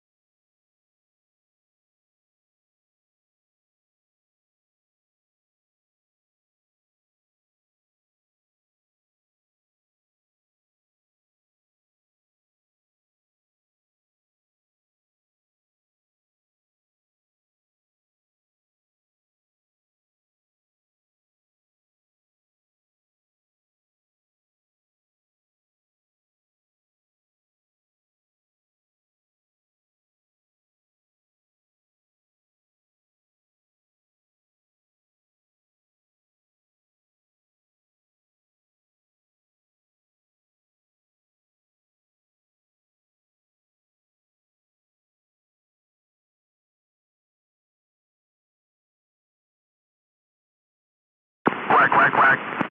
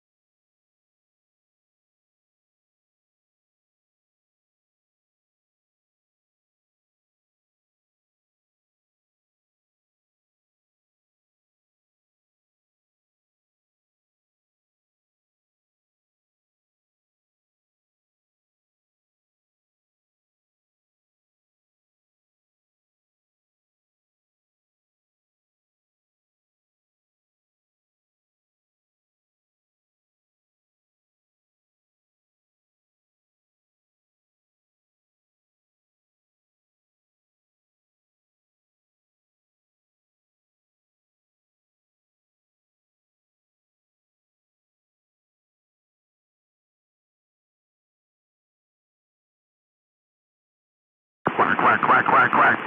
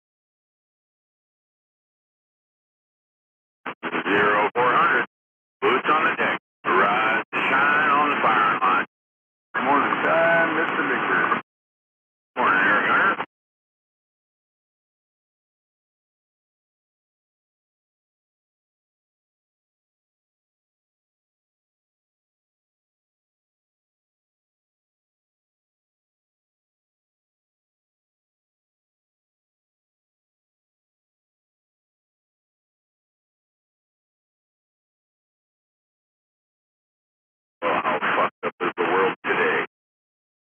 A little bit more than yesterday. Yeah. Push down on that.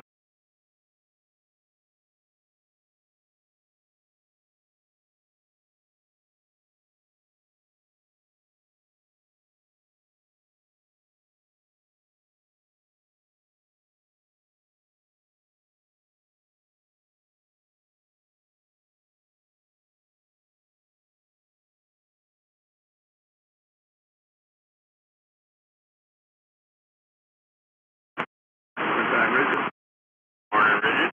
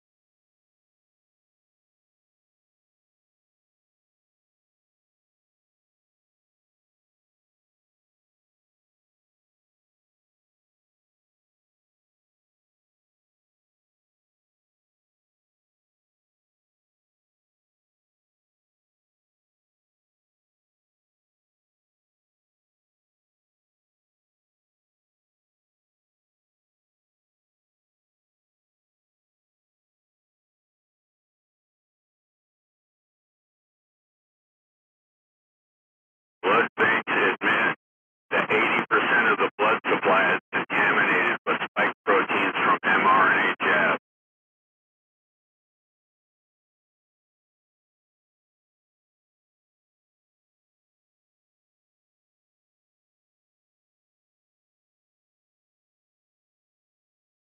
Yeah, I heard somewhere the blood banks will pay more for people that were unvaccinated.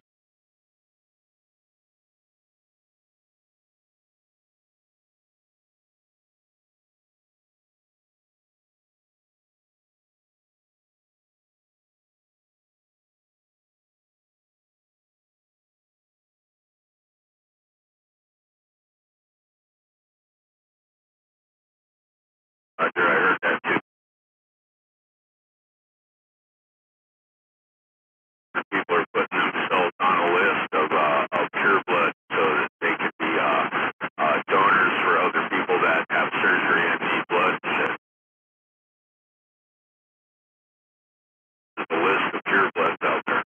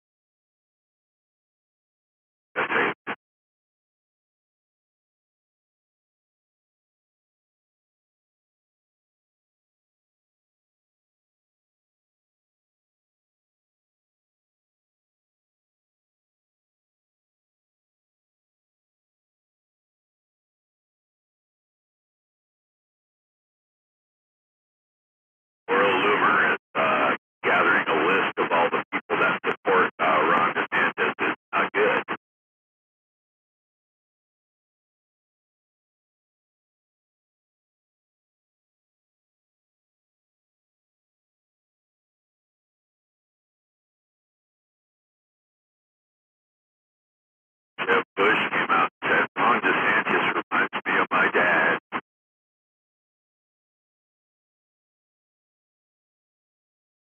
We definitely don't need anybody like that.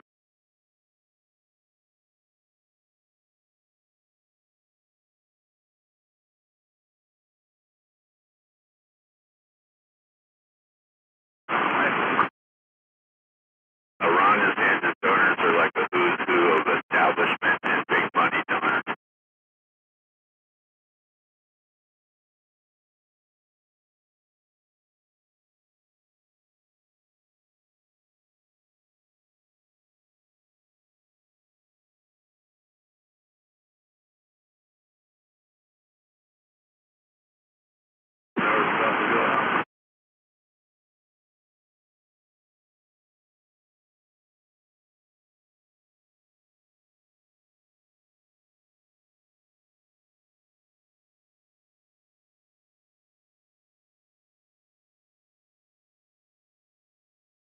George Soros says Ron DeSantis is the one that's going to win the Republican nomination.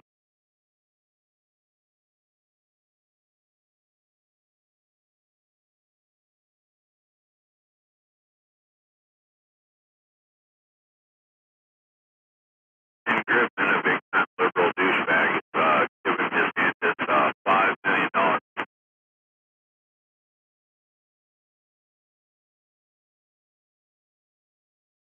Yeah, they'll do just about anything to keep Trump from getting.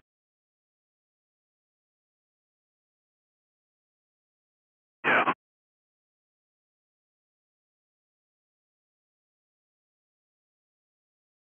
You think Ron DeSantis has the stones to clean out the Justice Department for the Pentagon?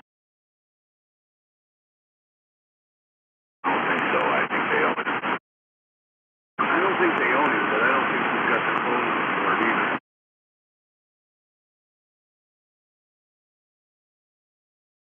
Thanks.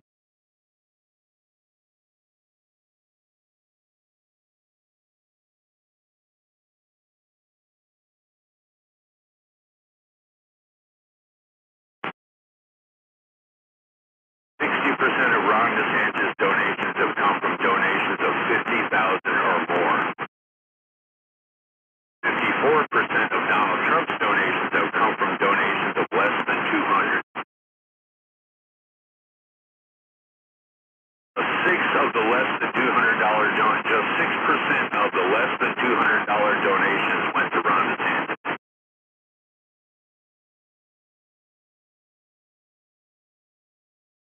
Amounts to Ron DeSantis being backed by billionaires and the establishment. There you go. That's what the numbers show.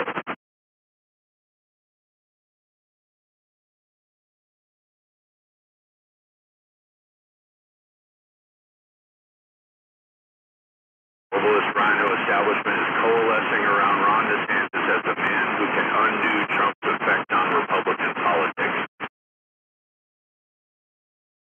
See there, it's not about DeSantis, it's anti-Trump.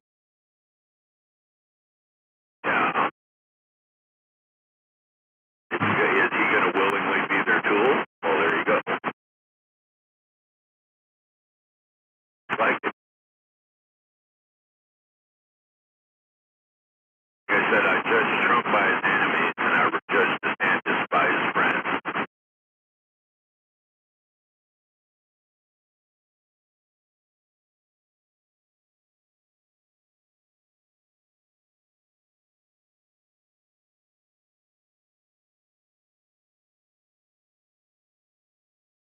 You know Ron DeSantis is going to be president. If it ain't this time, it'll be next time. It should be next time, because we all have unfinished business with Trump.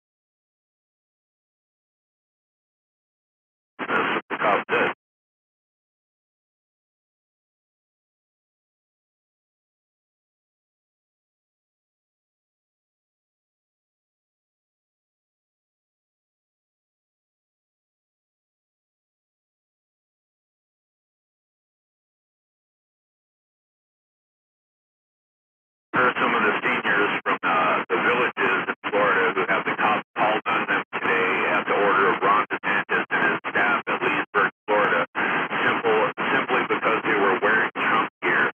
Security officer even said on video he was told to remove anyone pro-Trump.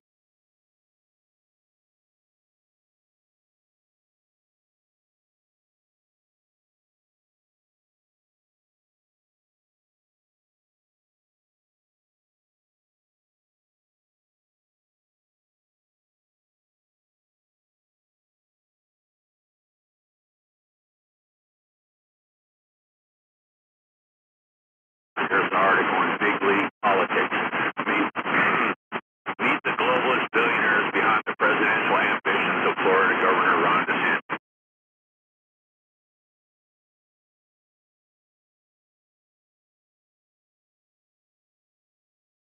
You know how the White House, the Democrats win the White House in 24? Now Republicans fight amongst themselves.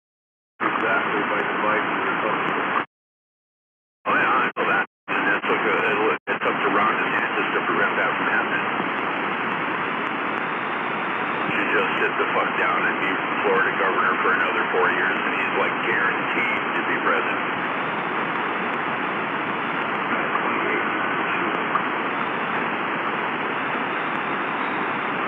All of this would be done. You know, all you have to say, I'm not running in 2024. Florida needs me. The country needs me to hold the flank in Florida, and that's what I'm going to do. All of this would be done. What do you think the guy who gave him $5 million is going to say to that? Give me my money back.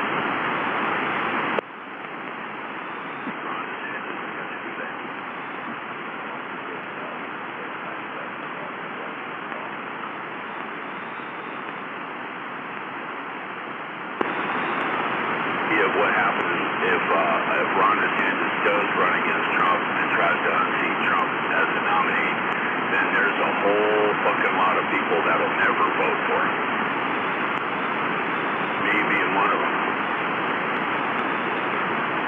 And there's a whole lot of DeSantis voters that will never vote for Trump. They're accomplishing exactly what they want to do. They're dividing the party. DeSantis is like, you should ask Romney how it works. It's like you don't piss off your base because your base isn't going to vote for you just because you're a Republican. Yeah, Mitch can tell him all about that, couldn't he? Well, couldn't you can if he was alive.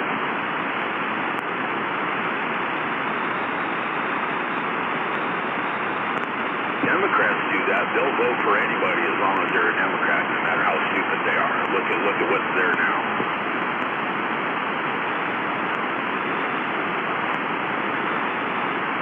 But Republican people don't do that. It's like, who is the guy? What is his deal? And we can already see DeSantis. At least I can see it, and I will not go there. I didn't vote for Romney. I didn't vote for McCain.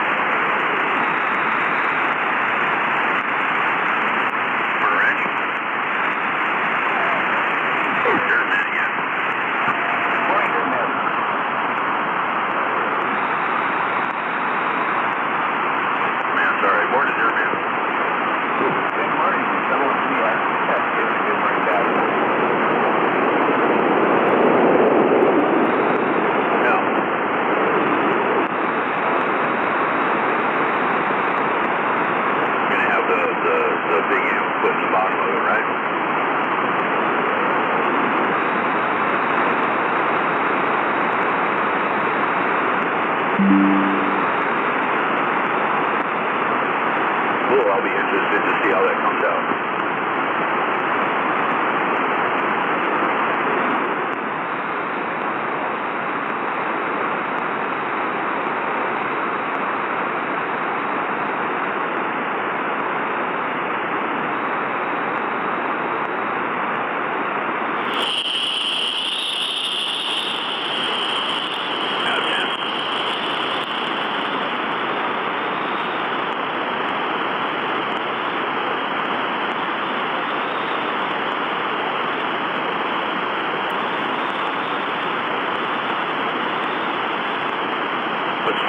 doing his big Trump rally, he gets this news from Laura Loomer, and he's going to say, well, Ron DeSantis don't want you guys at his rally. And there's proof of it. And boy, that's going to go real well.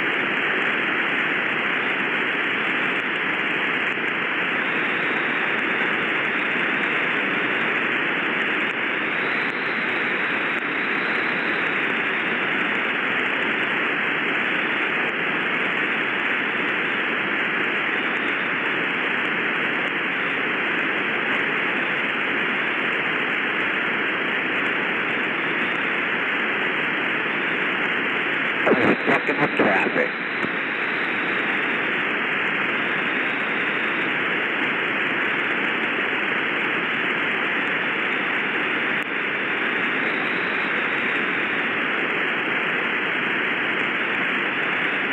Griffin is Ron DeSantis' biggest donor. He has donated $5 million to DeSantis. He is the founder of Citadel Capital. Yes, that Citadel Capital, the multi-billion-dollar Wall Street firm. And that's connected to all these food processing plants burning down. The Citadel Capital.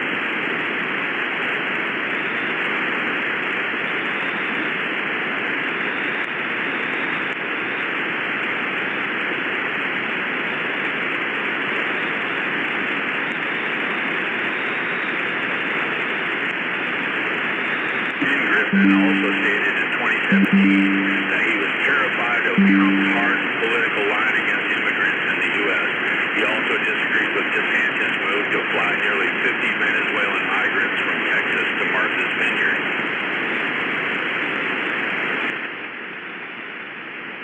His largest donor.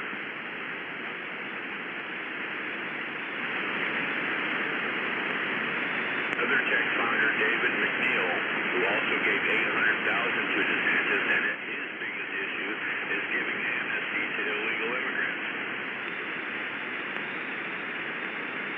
He opposed Trump in 2020 because of Trump's immigration patriot stance on stopping illegal immigration. He's worried that his top staffers at his company could face deportation if DACA is dismantled. This is a pro-illegal immigration billionaire. He donated $800,000 to Ron DeSantis. Will DeSantis really go against a top donor in regards to immigration?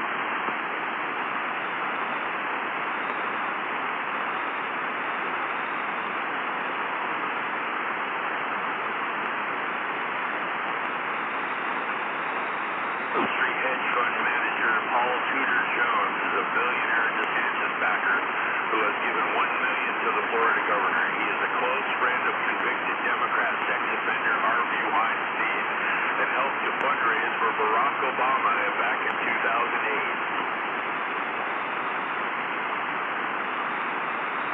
Said I judged DeSantis by his friends.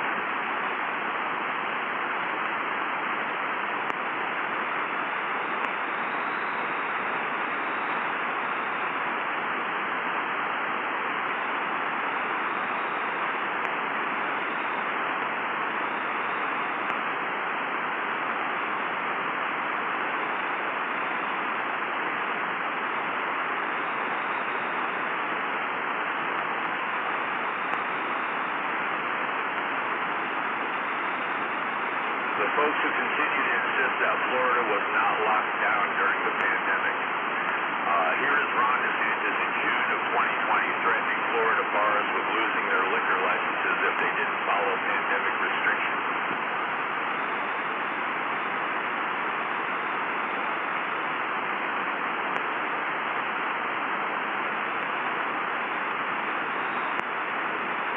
People are trying to say Florida wasn't locked down? Yeah. The Ron DeSantis supporters are trying to say that. It's a lie. First lockdown just happened to be the first one to reopen. That's right.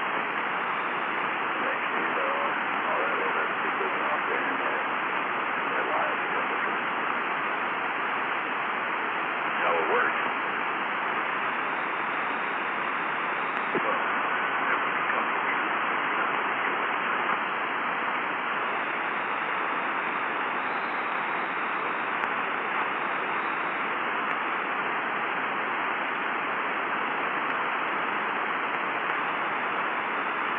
Problem with Ron DeSantis is he doesn't have the money back. He doesn't have the money to go without all these people. These people are going to give him the money, and just like any other politician, they'll own it.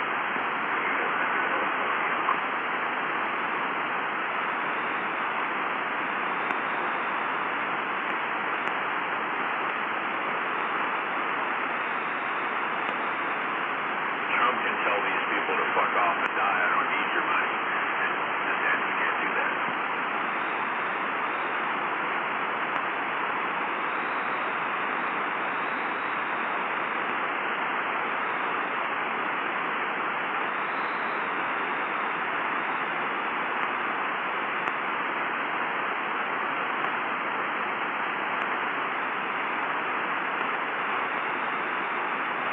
Ron DeSantis could end all this immediately, if he wants to.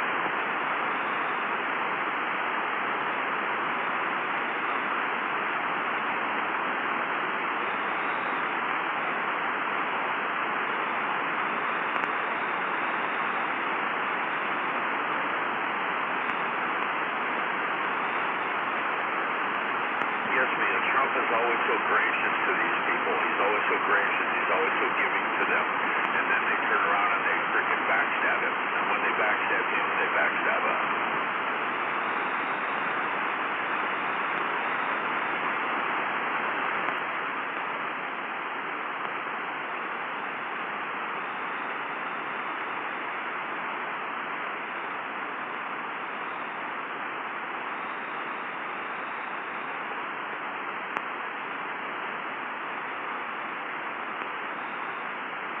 That's the story on that front, anyway.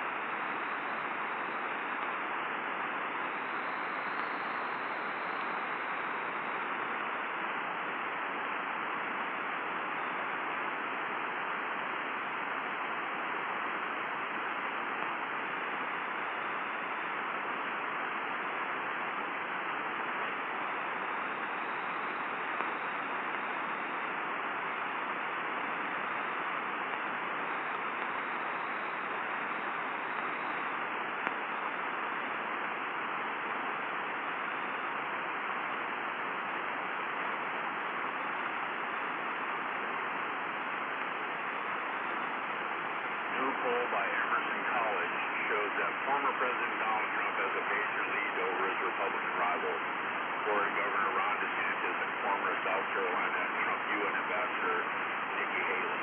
The poll shows Trump ahead of DeSantis by 30 points and ahead of Haley by 61 points.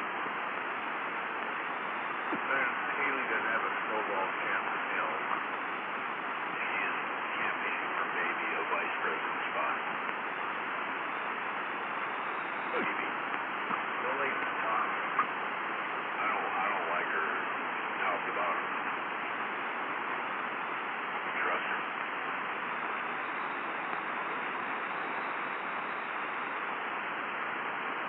Also indicated by this poll that support for DeSantis has decreased by 4 points since last month.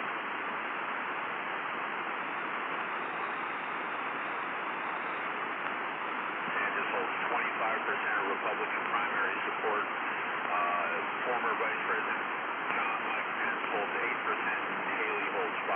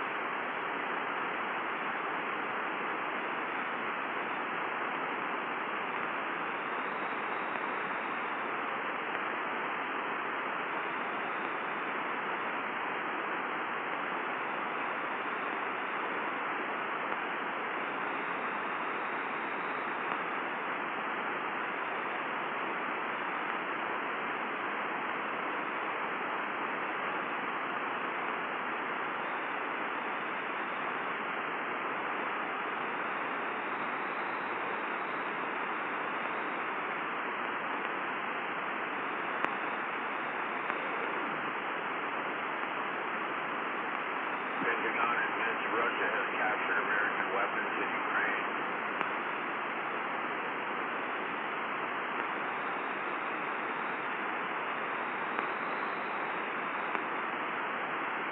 Leopard 2 tanks have been spotted west of Bakhmut.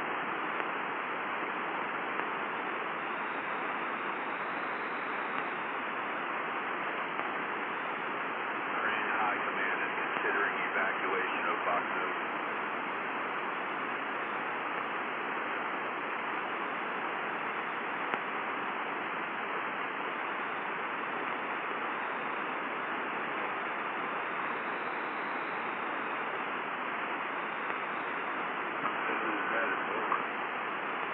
Say again.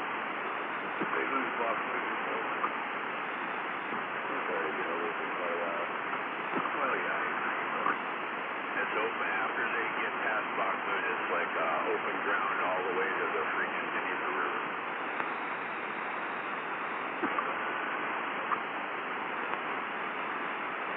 They guarantee that they wanted to shut our country at the defense. And Russia and China are still pretty damn strong. They try to roll out of Bakhmut, man. They're gonna get this shit pounded out of them. Only one evacuation route now, and it's under heavy artillery fire by the Russians.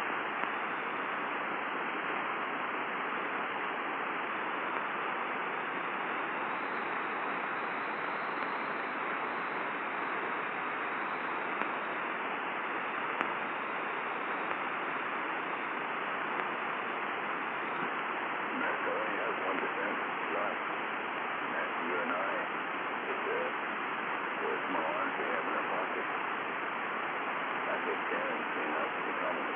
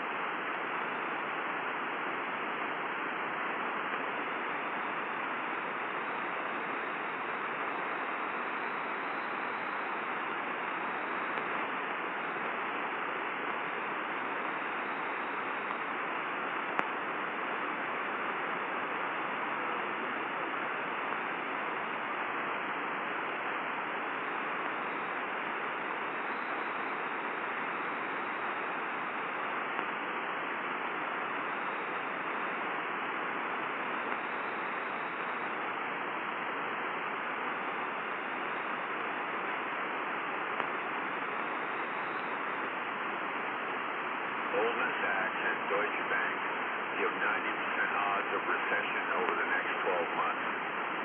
And over the next 12 months, we're in one right now, dipshit. Oh no, they cheated the numbers enough that it doesn't show up in the recession. Right.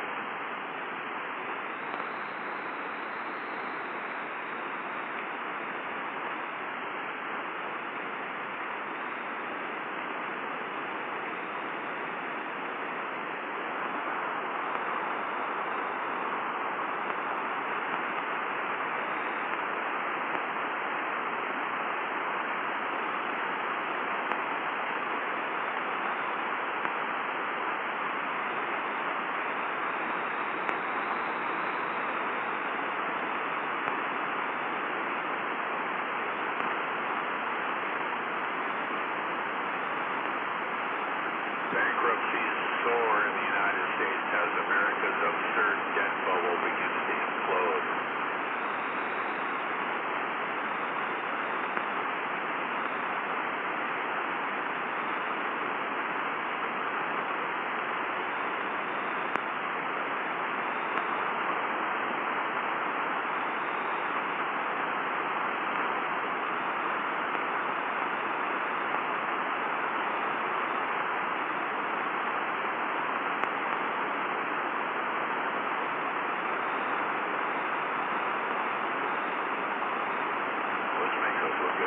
U.S. tells nations of the earth not to work with Assad on the earthquake as death toll in Turkey and Syria surpasses 50,000.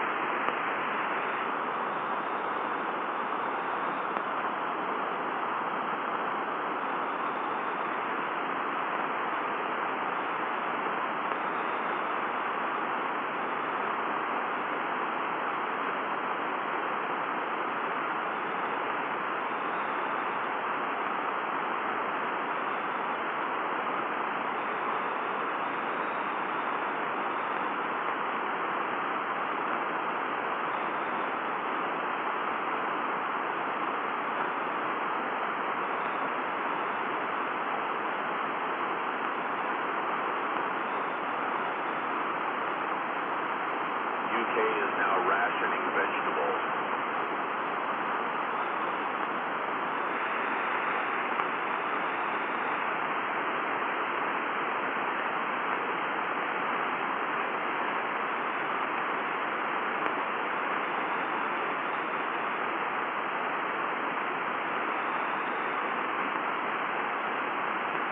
UK greenhouses shut down due to high energy costs. So they're rationing vegetables like World War II. At least they're not blowing up or catching on fire or having planes crash into them.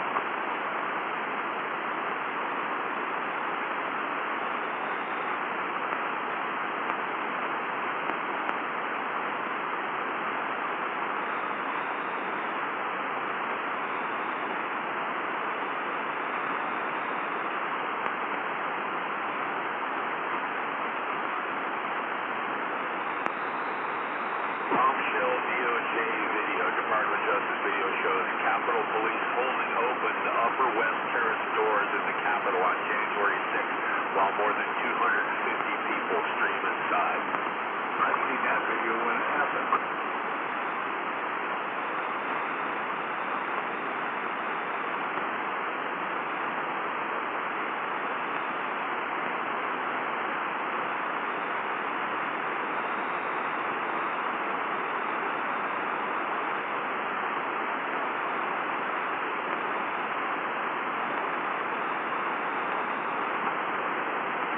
About the one that was talking, they said, Capitol Police found this always around stuff.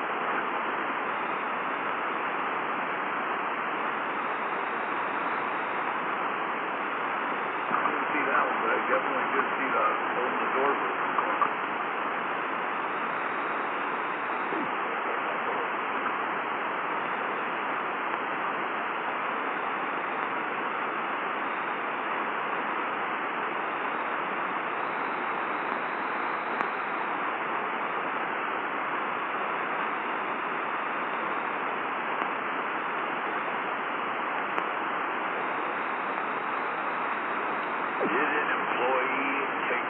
call for Bill Gates.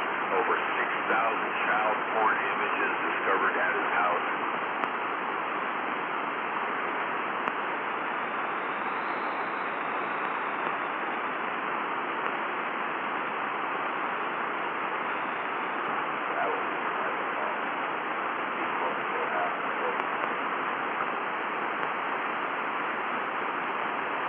One of the major people that was down on the island too, on Epstein's Island.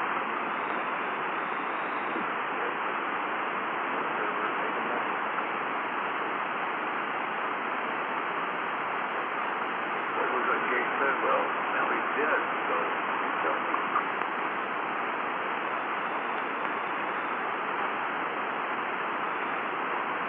Somebody would put a bullet to his head.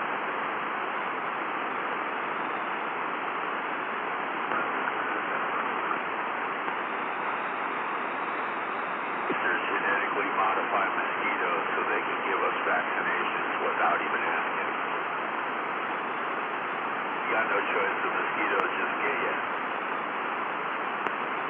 The sick fucker. Yeah, there's something seriously fucking wrong with a lot of those guys. They hanged the doctors at Unit 713 or whatever is the Japanese doctors who tried that same experiment back in World War II with infected mosquitoes. Yeah, they got it wrong.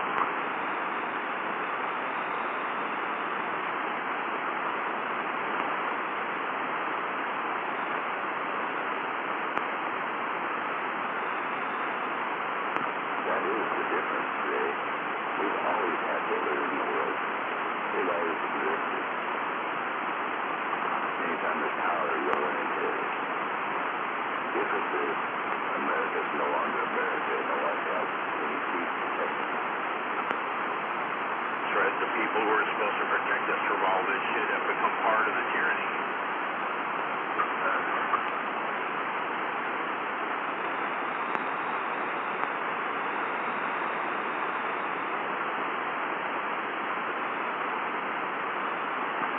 The First and Second Amendment. That's it. That's exactly what it's for.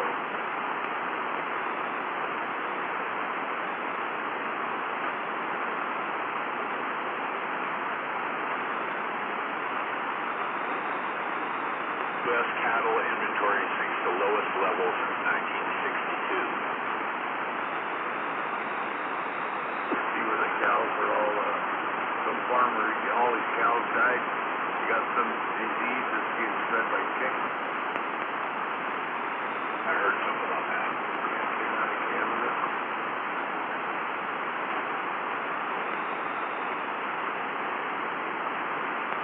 They're bioweapons.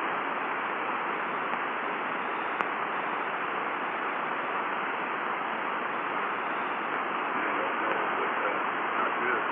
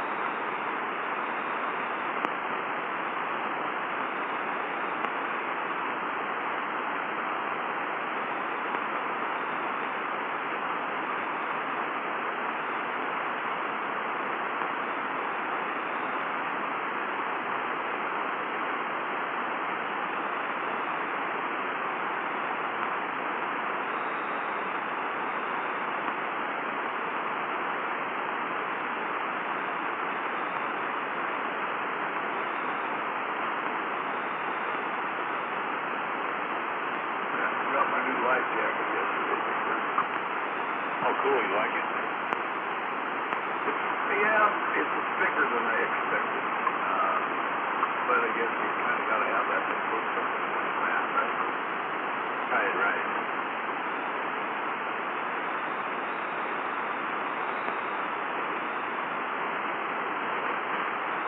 But you can put it on, sit in the seat, row the boat, and it doesn't get in the way at all.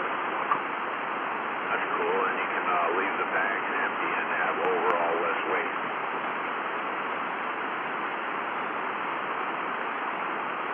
It's set up like a fishing vest, so yeah, it's not too bad.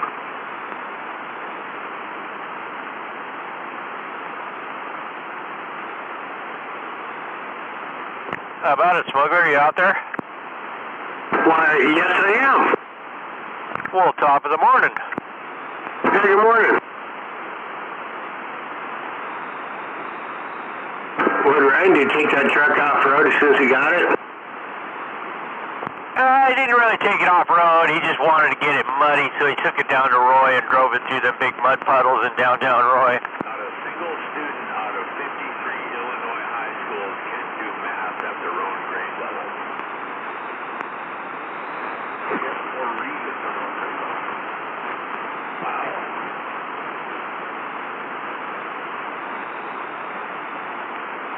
Then he sold the Jeep Cherokee last night, so that's good. Got it out of there. Pronouns memorized, though. Yeah, did he, he ended up paying 12 for that, huh? He paid 11 grand for the truck. No,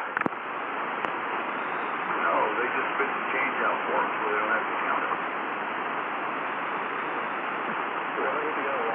He bought it from our neighbor, and he's got receipts in there for $10,000 worth of wheels and tires and lift and all that shit he had done. With cash. Yeah. Well, it just spits your change out. Then just at the cash register doesn't do the same thing. If you go to Safeway, you pay with cash, the change spits out a little machine into a little cup in front of you. They don't even touch it. I've been doing that for years. All right. Probably for decades. Oh yeah, it's been forever in Safeway. Yeah, a lot of these guys, they can't count it out. Almost none of them know how to count change correctly anyway.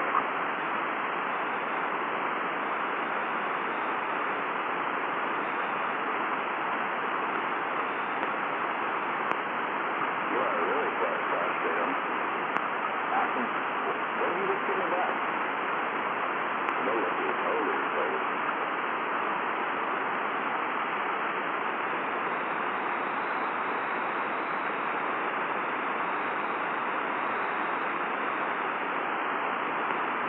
He listed that two-wheel drive Jeep Cherokee that he had for $1,000, and shit, people were scrambling trying to get that thing. I was shocked. I don't remember what it looks like, but yeah, anything that runs anymore is probably worth $2 grand, right? That's kind of what I was thinking, because I was thinking, well, I'll probably list it for $1 grand. And he goes, yeah, that's what I was thinking too, and shit. Guys were like, oh, I'm on my way, I'm on my way, I'm on my way. And one girl didn't show up, and then the second guy showed right up.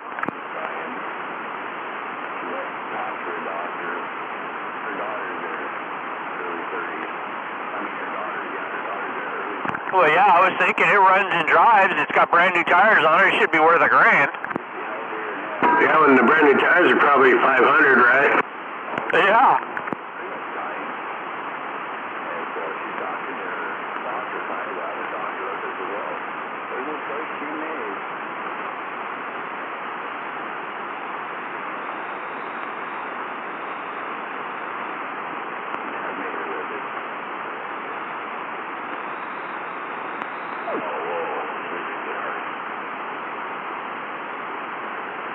Americans fighting for Ukraine, defects to Russia, blows whistle on Nazism and war crimes.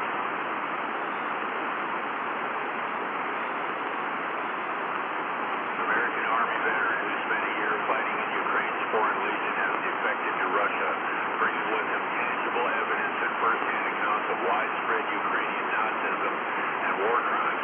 He also also says that Americans are on the ground in Ukraine communicating directly with CIA handlers as they help coordinate attacks on Russian troops.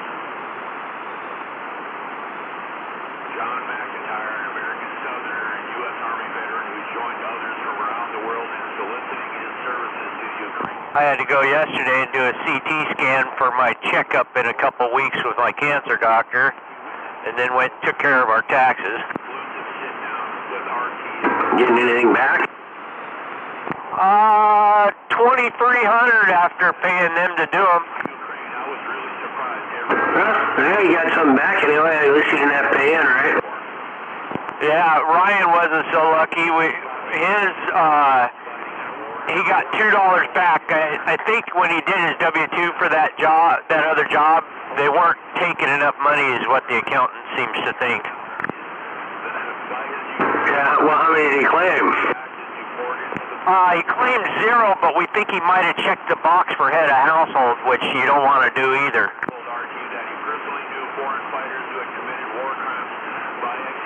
Yeah, you don't want to do that until it's time to file. Right. Yeah, so we think that's where they made the mistake, but the accountant wrote out a new W-4 for him for when he goes to LeMay, so he's got one filled out correctly.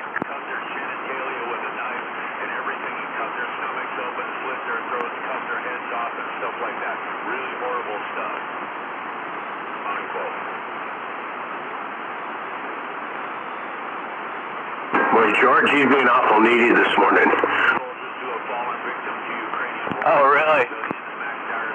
He's all over my lap. He wants me to unzip my jacket so he thinks he's in a tunnel. I unzip my jacket and then he goes in and tries to get in behind me through the coat. Oh, that's cute. He thinks he's in a tunnel.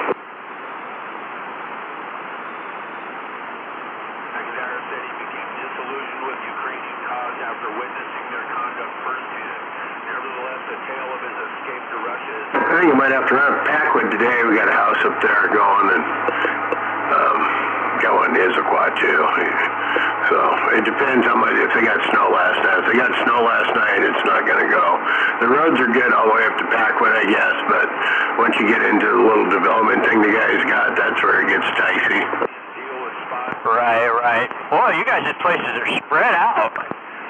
Oh yeah, we are now because she's bidding on everything pretty much, just so we can keep everybody working. But yeah, it pretty much eats my day up. Like yesterday, instead of getting to 8, 10 houses, I got to 2. I got to the apartment job in Georgetown, and I got to 3. I got to the Bellevue job, and then I stopped there on 200th and OK Highway and checked out the 2 houses at that job. Oh, right.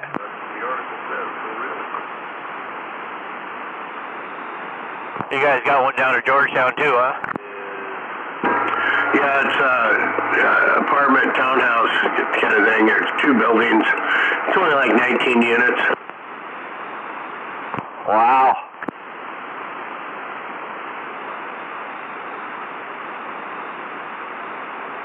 Far from only supporting the Ukrainians with a massive shipments of weapons and cash, McIntyre told RT that the United States has men on the ground in Ukraine, maintaining direct communications with their handlers from the CIA and other American agencies notoriously for meddling in global conflict zones and That neighborhood down there sure has changed from when I grew up down there. McIntyre fought alongside.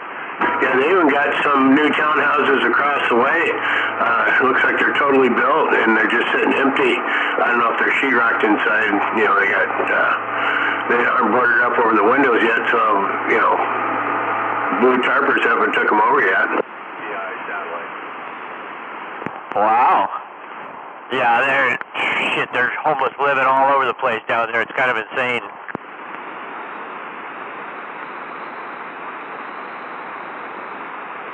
Well, and even on Tucker last night, guy got on there, and Tucker didn't call him out on it. It's just like, he's talking housing first too, and it's like, housing first ain't gonna solve anything. Treatment first. If you put them in treatment first, that'll get them housed. All inpatient. Absolutely, yeah. Most of them people, they offer them housing and they don't want to take it because they got to follow rules there and stay clean, and they don't want to do that. So what Seattle's doing now, it's kind of neat, is they're using the COVID money that they got from the federal government to buy up, these motels, buy out the motels, in Issaquah and downtown Kent and stuff, and then that's it, and they're going to use that for housing for these homeless drug addicts, and then once they get in there, they realize those are testing positive for crank too, so they got to get them out and spend even more money and make them real nice so the drug addicts can come in and contaminate them again. Yeah, I saw that. They had that one on the news that they bought, and they can't even move anybody in there because they've got to decontaminate it. Yeah, so in other words, but what they're not talking about is all these places are outside of Seattle. So Seattle created the problem by giving their handouts. Now they're going to export their problems to rural communities all over Western Washington. So we all get to deal with drug addicts and violence and shootings and theft and all that kind of stuff. Yeah, it's pretty neat how it works. All right.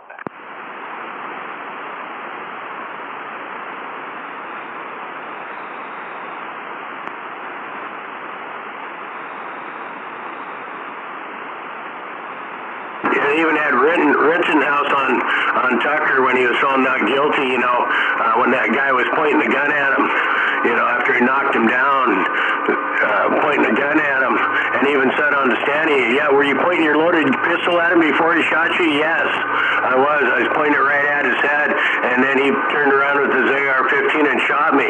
So Rittenhouse is found not guilty. You probably remember that. So now that dude that got shot by Rittenhouse has got a civil suit.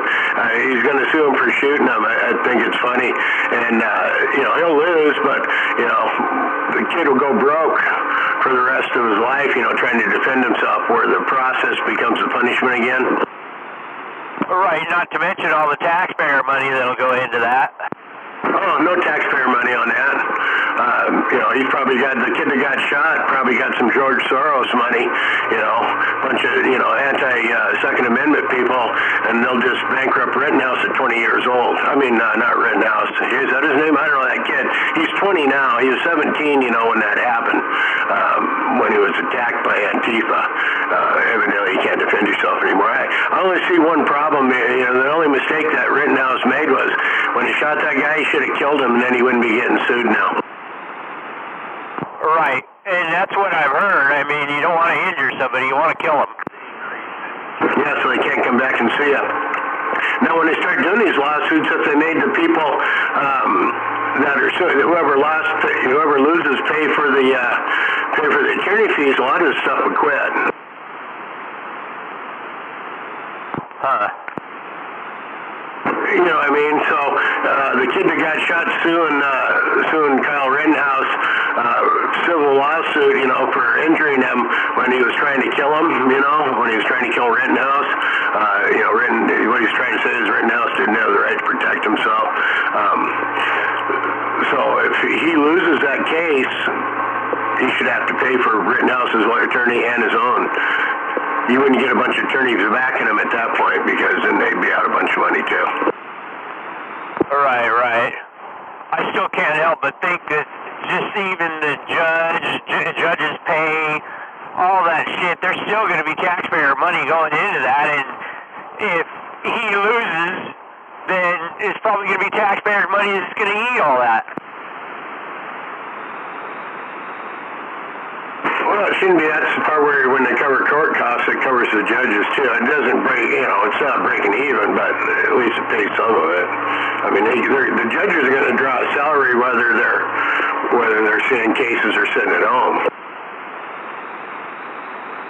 Yeah, I know, but if he loses, he ain't going to have millions of dollars to pay for that. No, he'll just ruin his life. I mean, he's 20 years old, so he'll ruin the next, 50, 60 years of his life. No, I mean the guy that got shot, if he loses, nobody's got the money to cover that. No, I know, but That's what I'm saying. The attorneys that are backing that kid that got shot are a bunch of anti-Second Amendment people that are probably doing it pro bono, and then they're going to take a third. Well, if they think they're going to lose and end up having to do it for free, they probably won't. They wouldn't back them. Oh, right. I see what you're saying.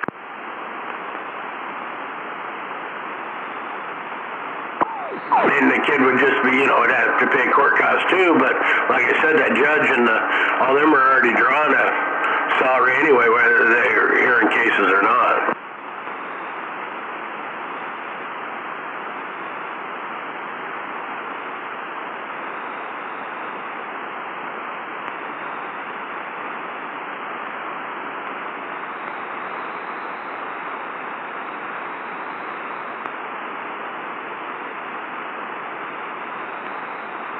And then they had that gal that lost both her sons, fentanyl, testifying in court, and she said, it was pretty, it was upsetting for her to have to go do that, but, half the Congress was receptive, the other half was, blaming the victims like they always do. Well, if there wasn't a market for it, the fentanyl, wouldn't be in this country, but people are obviously buying it. That's why it's there. It's kind of like, it's people's fault for letting their merchandise being stolen there. The store owner's fault for letting their merchandise being stolen out of the store because they don't have it locked up.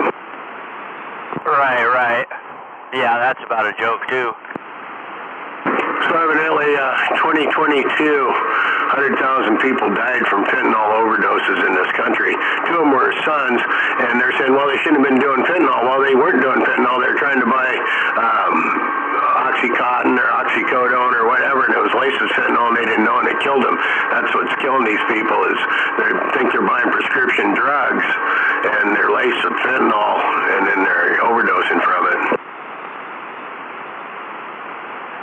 Right. I blame the pharmaceutical companies for a lot of that because they were handing all that shit out, got everybody hooked, and then all the governments decided it was an epidemic, we got to crack down on this. So they made it to where the pharmaceutical or doctors couldn't issue that shit no more. Now everybody's doing fentanyl and dying. Well, I still believe it's government's fault too because they're the ones that got the border open down south, letting it all come through. That's where it's all coming up through the southern border. That's what she was, complaining about. If you're worried about it, the fentanyl thinks you need to close down the border. You're letting the cartels just run the shit up here, and then the sanctuary states love the cartels so much that, like in Portland, they're going to give the homeless drug addicts $1,000 a month cash. But they're going to do a study first to see what they're going to spend the money on because, they're already getting tents and tarps and free housing and food stamps and welfare and stuff. So, I'm sure that $1,000 wouldn't be spent on drugs since the government's covering everything else for them. Just say, I didn't do the study or anything. I'm just taking a wild guess. Good morning, Clover, if you can hear me. Morning. Morning up there, Dino. Yeah, I agree. It's terrible. So that money, that $1,000 a month for every homeless person out there, if buying drugs with it, well then that money's going to go back to the Mexican drug cartels because that's who's shipping the drugs up here. So, they're real sanctuary. They're so thankful for it that they're going to not only send all your refugees up here, we'll go ahead and pay you for the drugs too. Killed more Americans than all the wars America has ever fought combined.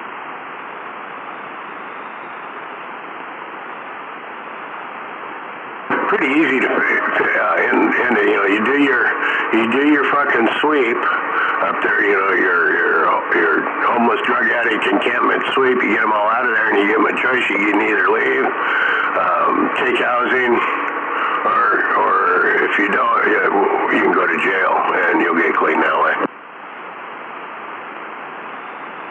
Oh yeah, I think they'd clean a lot of it up, but they don't give them those ultimatums.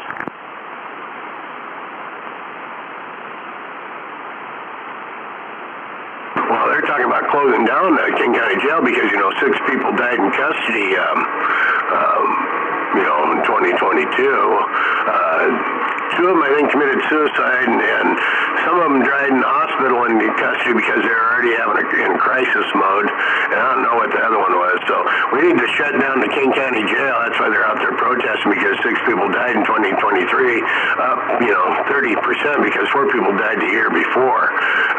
In the meantime, 900 people have died so far in 2023 from fentanyl and drug overdoses in King County. So let's shut down the jails because of the 6. Silver rounds right now are 22. That's funny. I mean, it just amazes me. And these are all liberals, and it's like, how can you go through life that stupid? I mean, were you ever able to learn to wipe your ass? I mean, that's pretty basic, but I'm wondering if they even got that down. You got the ugly chuck on them yet?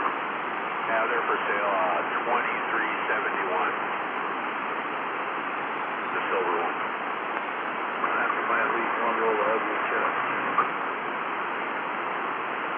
Well, I'm gonna have to go. I didn't throw the food out for the cats yet. I wait a little bit longer now because we got Mr. Raccoon that likes to visit. So I got a good pot shot off. Got him with the pellet pistol the other day. He came right up on the back porch, and I got one running around here with no tail, which is kind of weird. And he's not gonna survive real long, probably because his balance is probably all fucked up.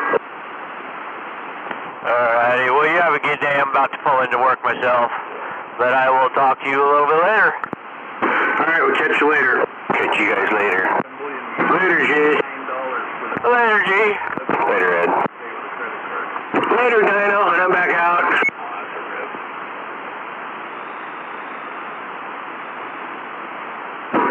You went up to Ashford yesterday, right? Yeah. How much snow's up that way? Well, they're supposed to get all the snow last night, and today they're going to get up to 16 inches, I guess. Okay, because we got a couple houses in Packwood. We were going to try to stock today. I was going to run up there, but the main roads are probably fine. I don't know what the project looks like, how far off-road he is up there. Yeah, I doubt if they're going to be fine. Well, then maybe I'll go to look at the one in Issaquah instead. About $1,918. Yeah, I have. Jason's going to call me this morning and let me know how much snow they got.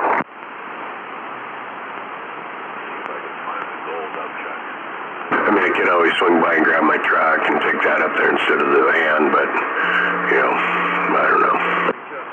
Yeah, I wouldn't count on it being able to get it, the guys getting up there, so. LV Rear Coin has ugly chucks, gold ugly chucks for $1882.04. Alright, well, I'm out of here. I gotta hop in the shower and throw the cats some food here. Yeah, Julio will be looking for more work because he blew that out and he was done by 2:30 or something. Yeah, I was gonna say about giving one in Packwood, filling up his gas tank, but I don't know. Probably ain't gonna stock. She's been picking all these, just taking whatever we get. She even bid some shit up in Woodinville, another apartment thing, and it's like, you're gonna get so far out, I'm not gonna be able to go, and I won't be able to check everything. I can't go from Bremerton, Silverdale, Bremerton, Belfair, Port Orchard, and then swing around down to Olympia where we're doing houses, and then from there, to Seattle and Georgetown, and then Bellevue, and then drop up to Issaquah, and then take a quick run out to fucking Packwood. All right. Well, if you, once you get down and check out the board, if there's nothing going on, you can tell Julio I have another little addition on Monday in Graham. Yeah, I'll have some stuff by then. I'm more looking finishing out the week. Okay. Morning, G. Morning there, Smuggler. Good morning, Dynamite. Hey, good morning, Dino. I'm back out. Alright, I'm out of here. You guys have a good day. Stay warm. Later.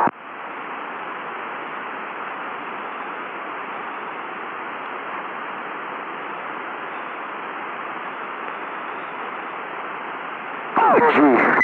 Yo, what's going on? Well, listen, that box, it only had a tube blown in it, and the top was blown out of it. Did I give you a picture? You're a little overminded. What was blown out of it? The top of The top of the tube. Oh, damn, no. I think I got a picture of it.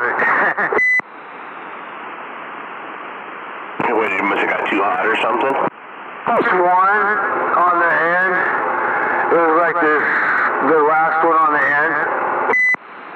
Oh, okay. I found one for $45 though. Oh, that's good. What tube is that? I don't know, I got the box right here.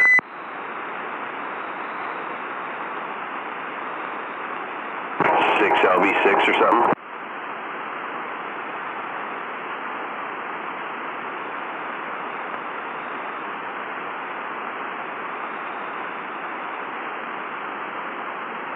The box says EL509.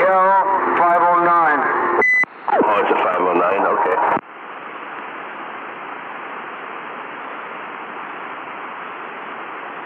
That was a pretty killer deal for a tube.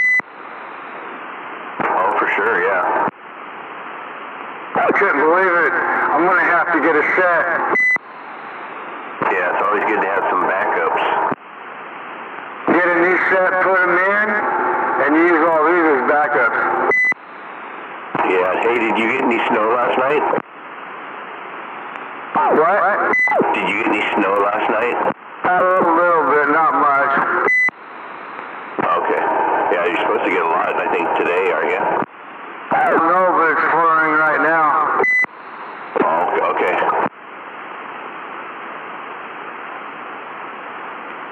Well, I gotta get me a fire going.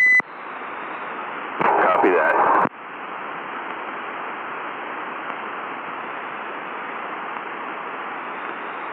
I got 2 more amps at work. I got a 200 and I got a 500.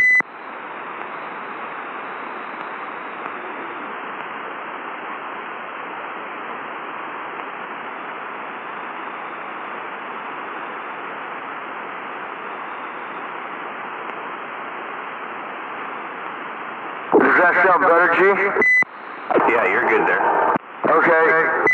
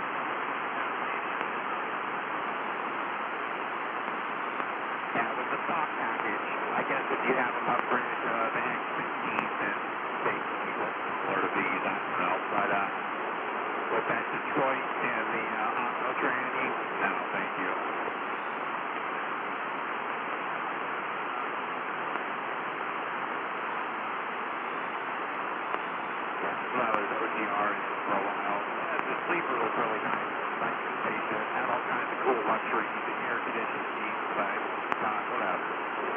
Scotland wonder.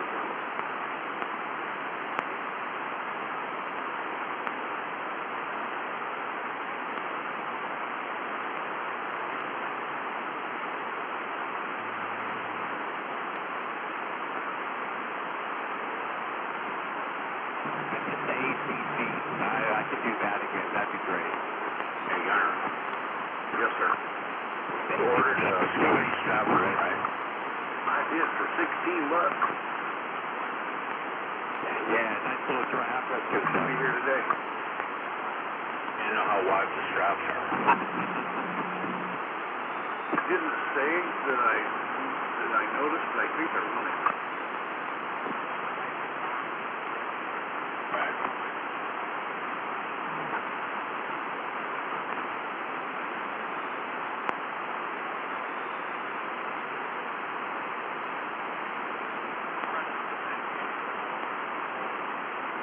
I was talking to Humbug day before yesterday, and Roger thinks he found the straps. The straps from the pontoon boat. I gotta go pick them up today. The score. I already bought a set. I bought little 3-footers and did put 8 straps on it. I think originally this one only had 4 straps. And they go all the way around the tube. Right, I know what you mean. My original fish cap, my old green one was that way too.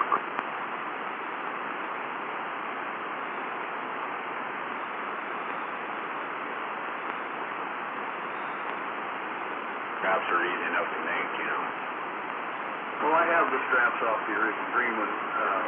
The buckles were a little, so they're cam locks, and the cam locks were sticking, so I WD-40'd them and manipulated them and shit. I got them working so I can use those. The problem with using the single straps is the inside ones, the D-rings that you strap it to, are almost touching the bars on the train. All right.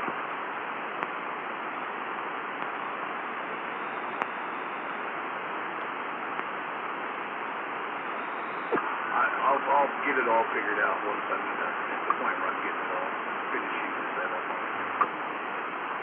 Okay. One step at a time, that's what I did with mine. And I need to dig my sawhorses out and get it up in the air so I can play with it, because I can't really do what I need to do with it sitting on the ground. Exactly, I set mine on milk crates. Yeah, gonna stop again.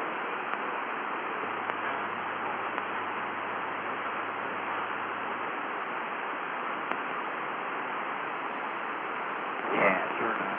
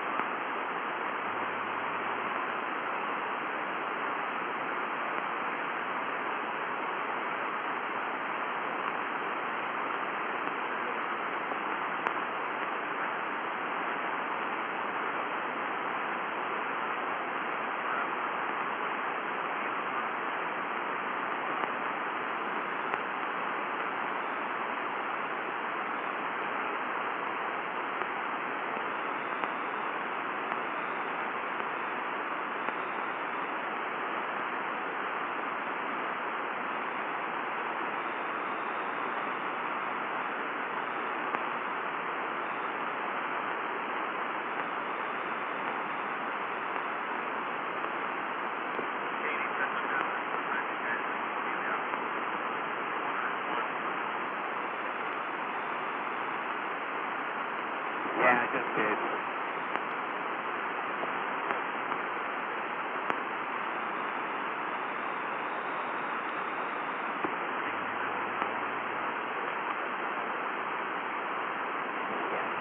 With me this morning, or more than she talked with us on the TV yesterday.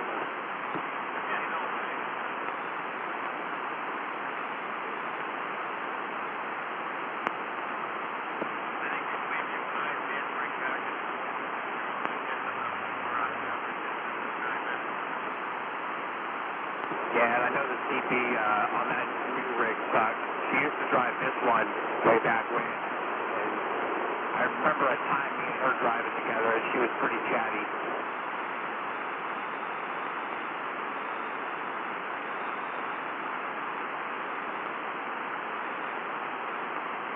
I don't think that new truck has any good reads on the antenna system it has.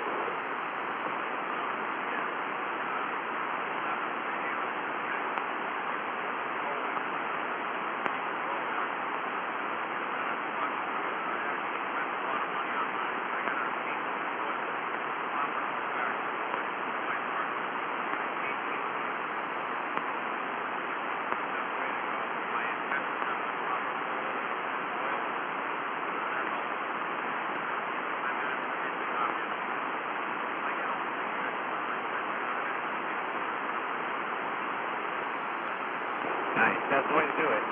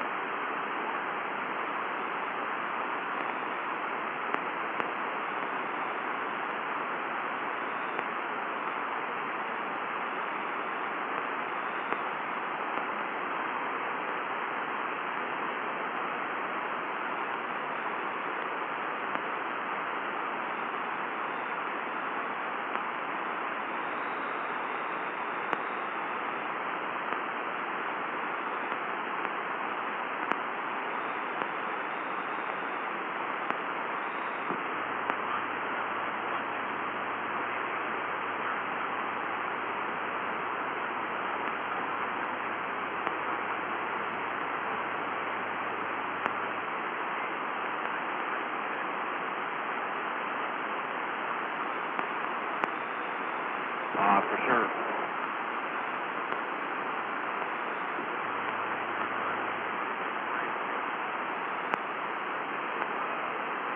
Definitely not like it used to be.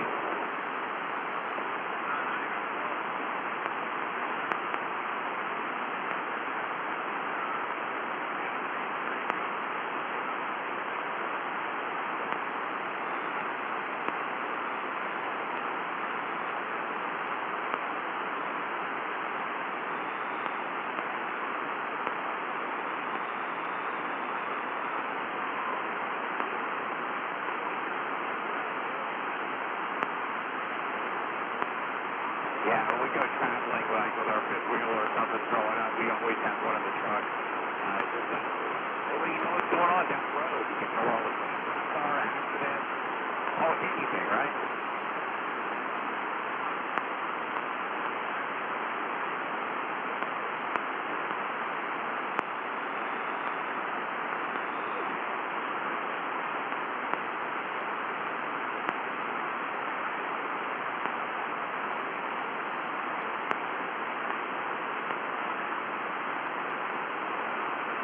Yeah, I want one on my truck.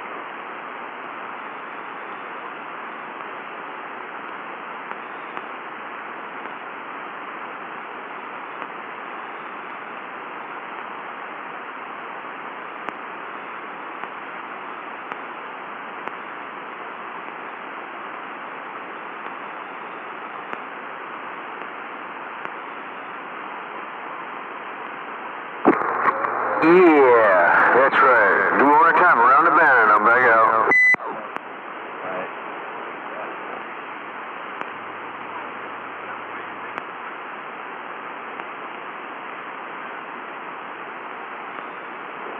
Quack, quack, quack. There's a stop sign. You talk about yourself that way, telling yourself a duck. So it takes action for me no matter which place I'm going to.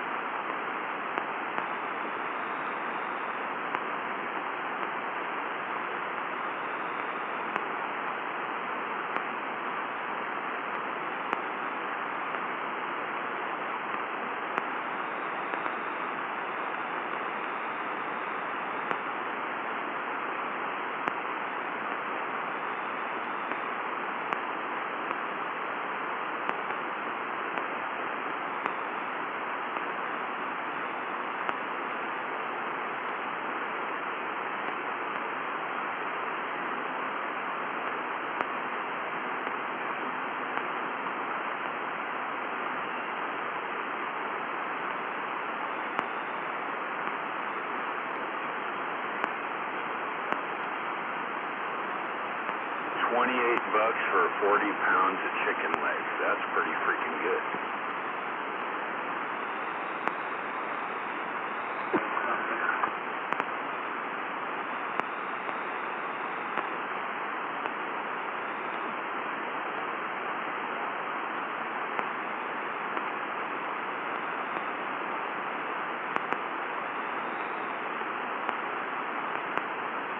We're going to get some more.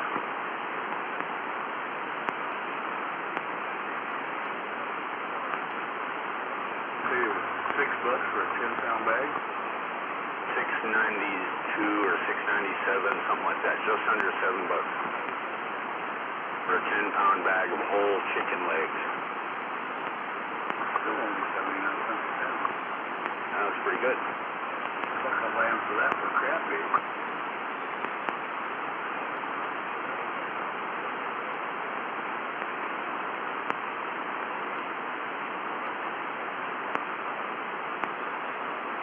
Next stoplight, turn right. Two in freezer, each freezer bag, and got them in the freezer.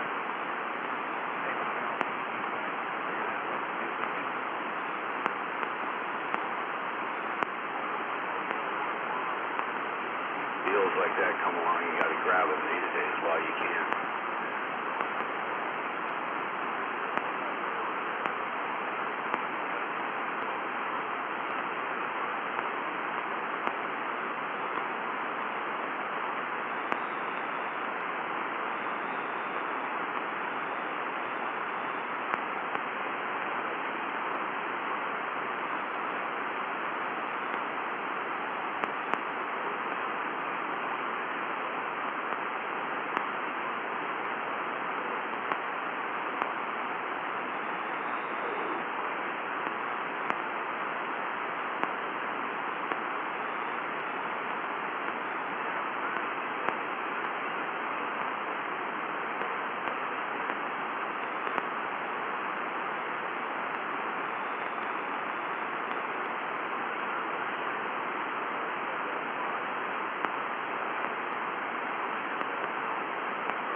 This weekend we're doing sweet and sour chicken and rice, or chicken and chicken on noodles, on egg noodles with chicken gravy.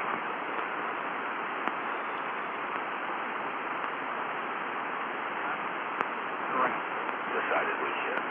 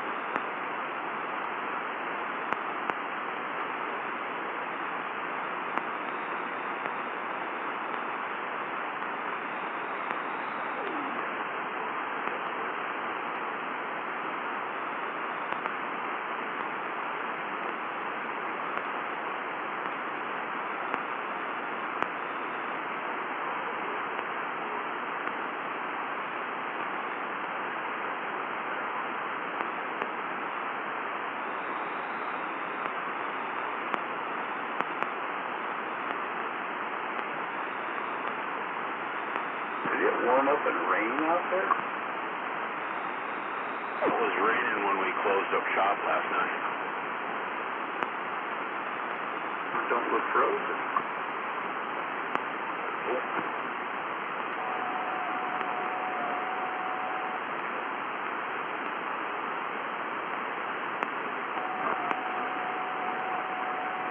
Says it's 34 degrees out there.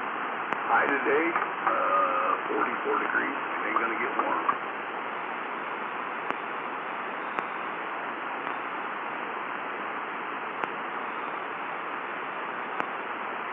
Fucking Thursday already. Yep.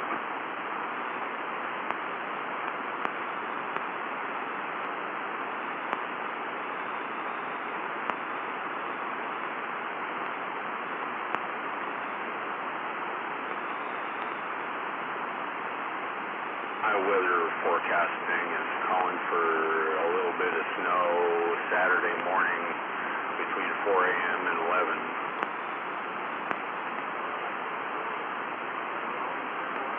And snow mix.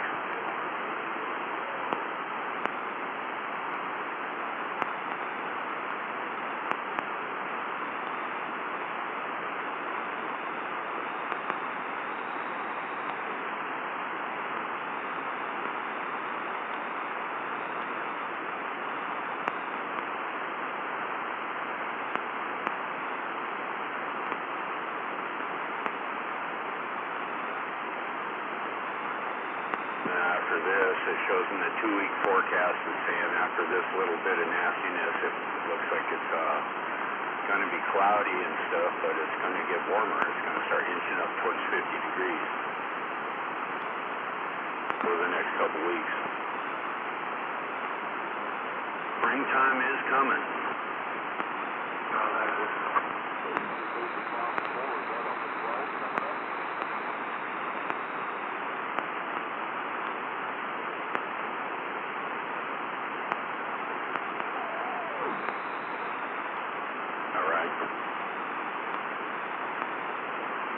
I was just getting used to it this way.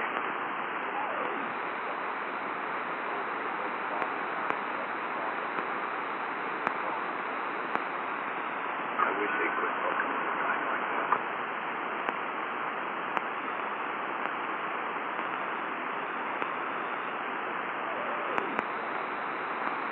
I do admit that I like it getting light at 4 o'clock in the morning, though. Summertime, I like that.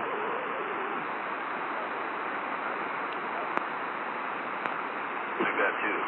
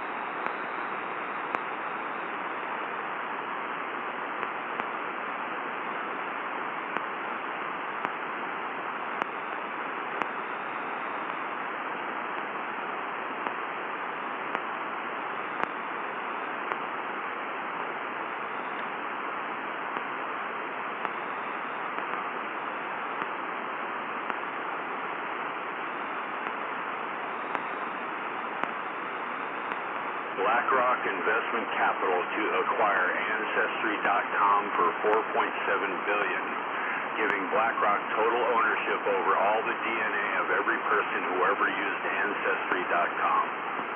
You know, I was saying they were doing a database for the government when they very first started doing that DNA bullshit from Ancestors.com. Everybody told me, oh, no. Yeah, then they sold it all to the government. Exactly. I knew that immediately.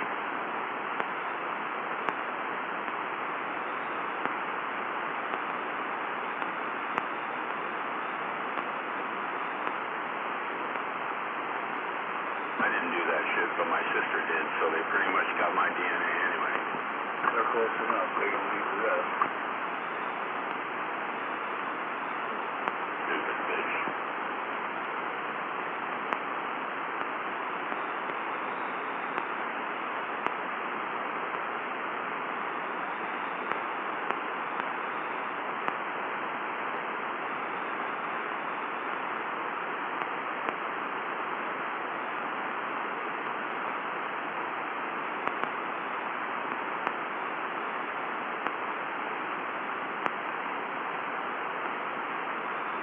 Looking at that Scotty, that flow-tube mount to see if they said what kind of size traps and they don't say. You can get the straps and the mounting without the rod holder base. for $20. 21 bucks, I think it is right now. Yeah, $21.99. I got the whole thing for $16, including the fly rod mount. I love that Amazon warehouse.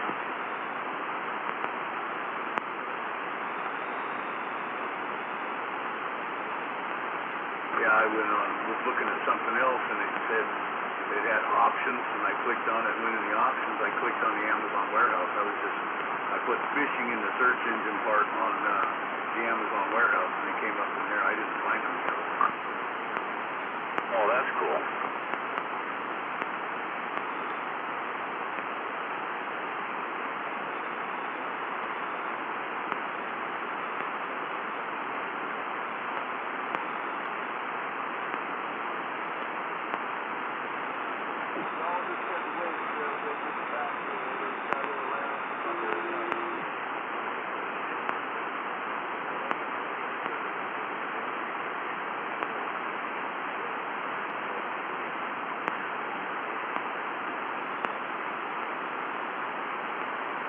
I'll talk about rubbing it in.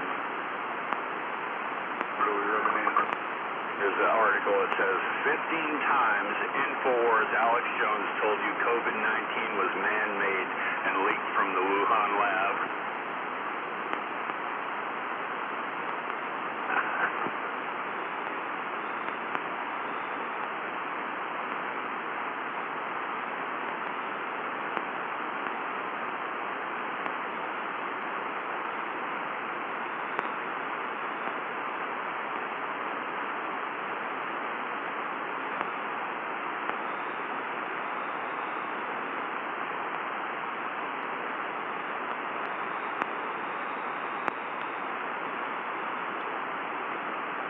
Well, this ought to be an interesting article. 6 signs your neighbor will become a looter as soon as shit hits the fan.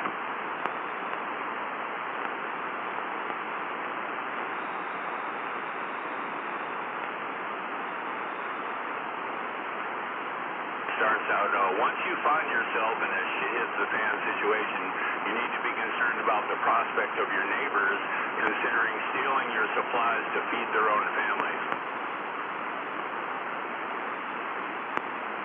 Unfortunately, it is not easy to determine which of your neighbors has the potential to use a disaster as an excuse to loot your hard-earned supplies.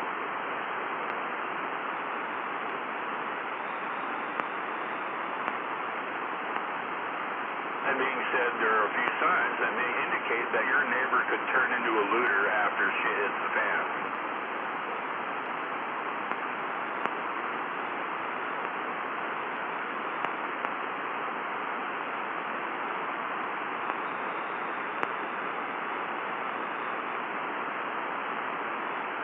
Remember that, I think it was a Twilight Zone, or was it a Twilight Zone episode where, or was it an Outer Limits? I can't remember, way back where there was a nuclear blast scare where people thought there was a nuclear bomb, right? And everybody in this neighborhood, all these neighbors were playing cards, or no, it was a garden party outside the back of their house. And and they all went home to check on everything. And then only one of them had a bomb shelter in the bottom of his house. And he went down to the bomb shelter with his friends, and all of a sudden all his other friends started showing up at his door, demanding to get in. Do you remember that episode? I don't think I've seen that one. Boy.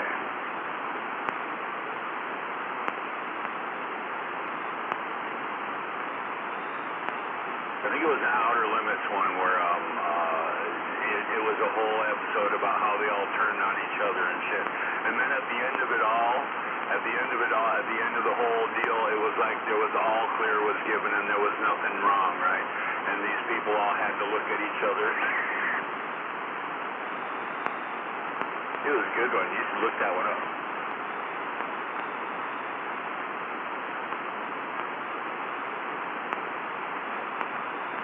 How are they going to be friends again when 10 minutes ago they wanted to kill each other?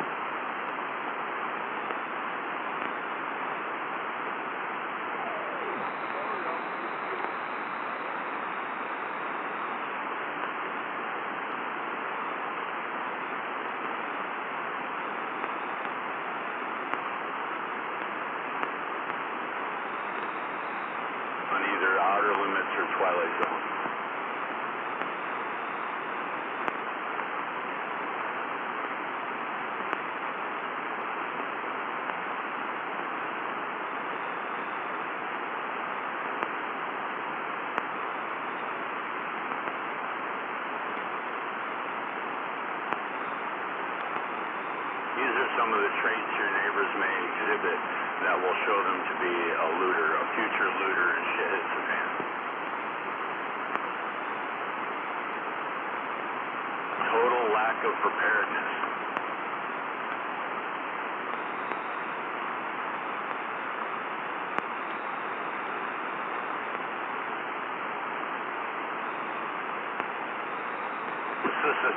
Societal safety nets are removed, panic will set in, especially when the unprepared amongst us realize that there is no help coming and they are totally on their own.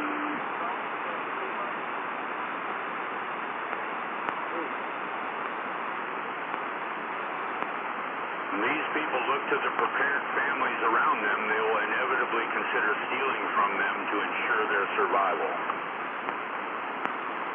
Desperation is a powerful driving force, and if your neighbors are looking at empty cupboards and starving children, they will also start looking at you as a solution to their problems.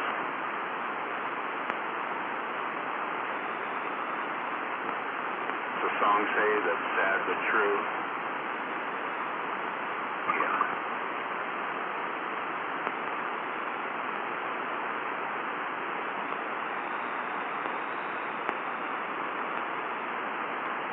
This will especially be true if you adopt a policy of not sharing your supplies with the unprepared.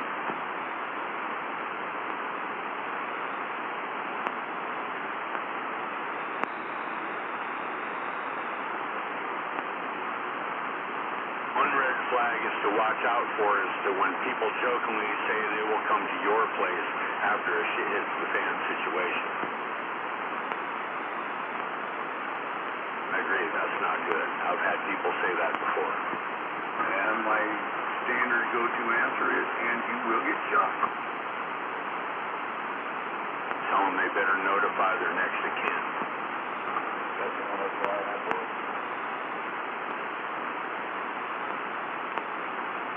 Anyone who assumes that you will open your home to them also has a high probability of being a looter in a shit hits the fan situation.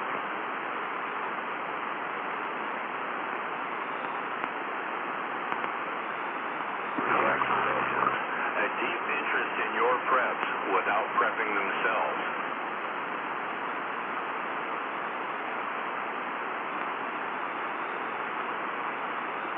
And this article is hardcore. I've been prepping precious metals for this for years. Brass and lead. Hey, Big Bird, which one of these Scotty downriggers did you get? The lake one is the really lightweight one with it's got the plug-in mount for a Scotty mount. The lake trolling? Roger. Only weighs about a pound and a half. And it works really cool. I've got it all hooked up. You should come by and when I got the boat all set up. Do that in the next day or so because I need to make some modifications on it and take some measurements, and I can only do it when it's completely set up. That's something that freaking amazes me. People think that they have the right to just sit out there and be stoned and be just a piece of shit and do nothing, and when no one times you hard, they're supposed to have the right to take what you saved and put away and prepared. No, man, it's scary. This article is ongoing. I'll read some more in a second. Good copy. You went without you could have tomorrow. They didn't. That's your fault.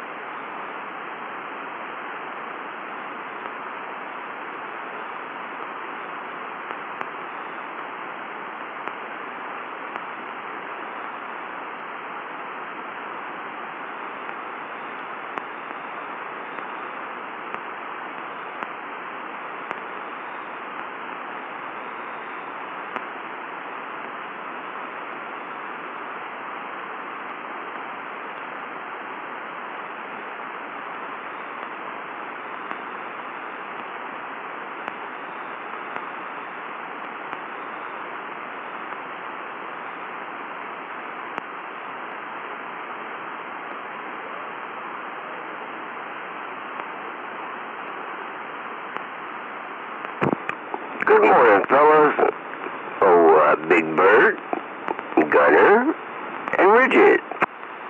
Morning time, Mr. Rubber Snake.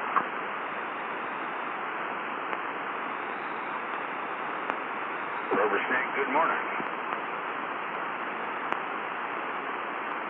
Who turned on the water faucet? I don't know, but it's coming down clear instead of white, so I'm okay with it.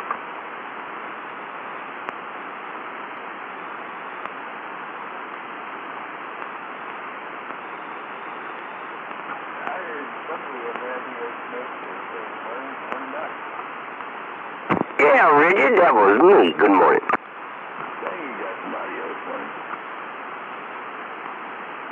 You gotta love that audio. Is that the N6 you're using? Yeah, Longhorn. Sure. And I use one of the new Extreme 2018 mics.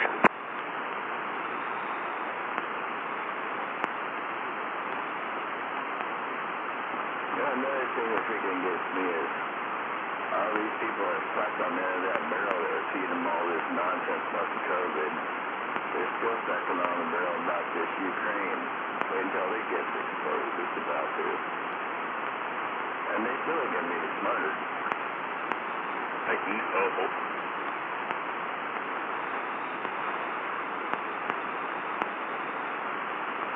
The second reason to suspect your neighbors would be looters and shit hits the fan.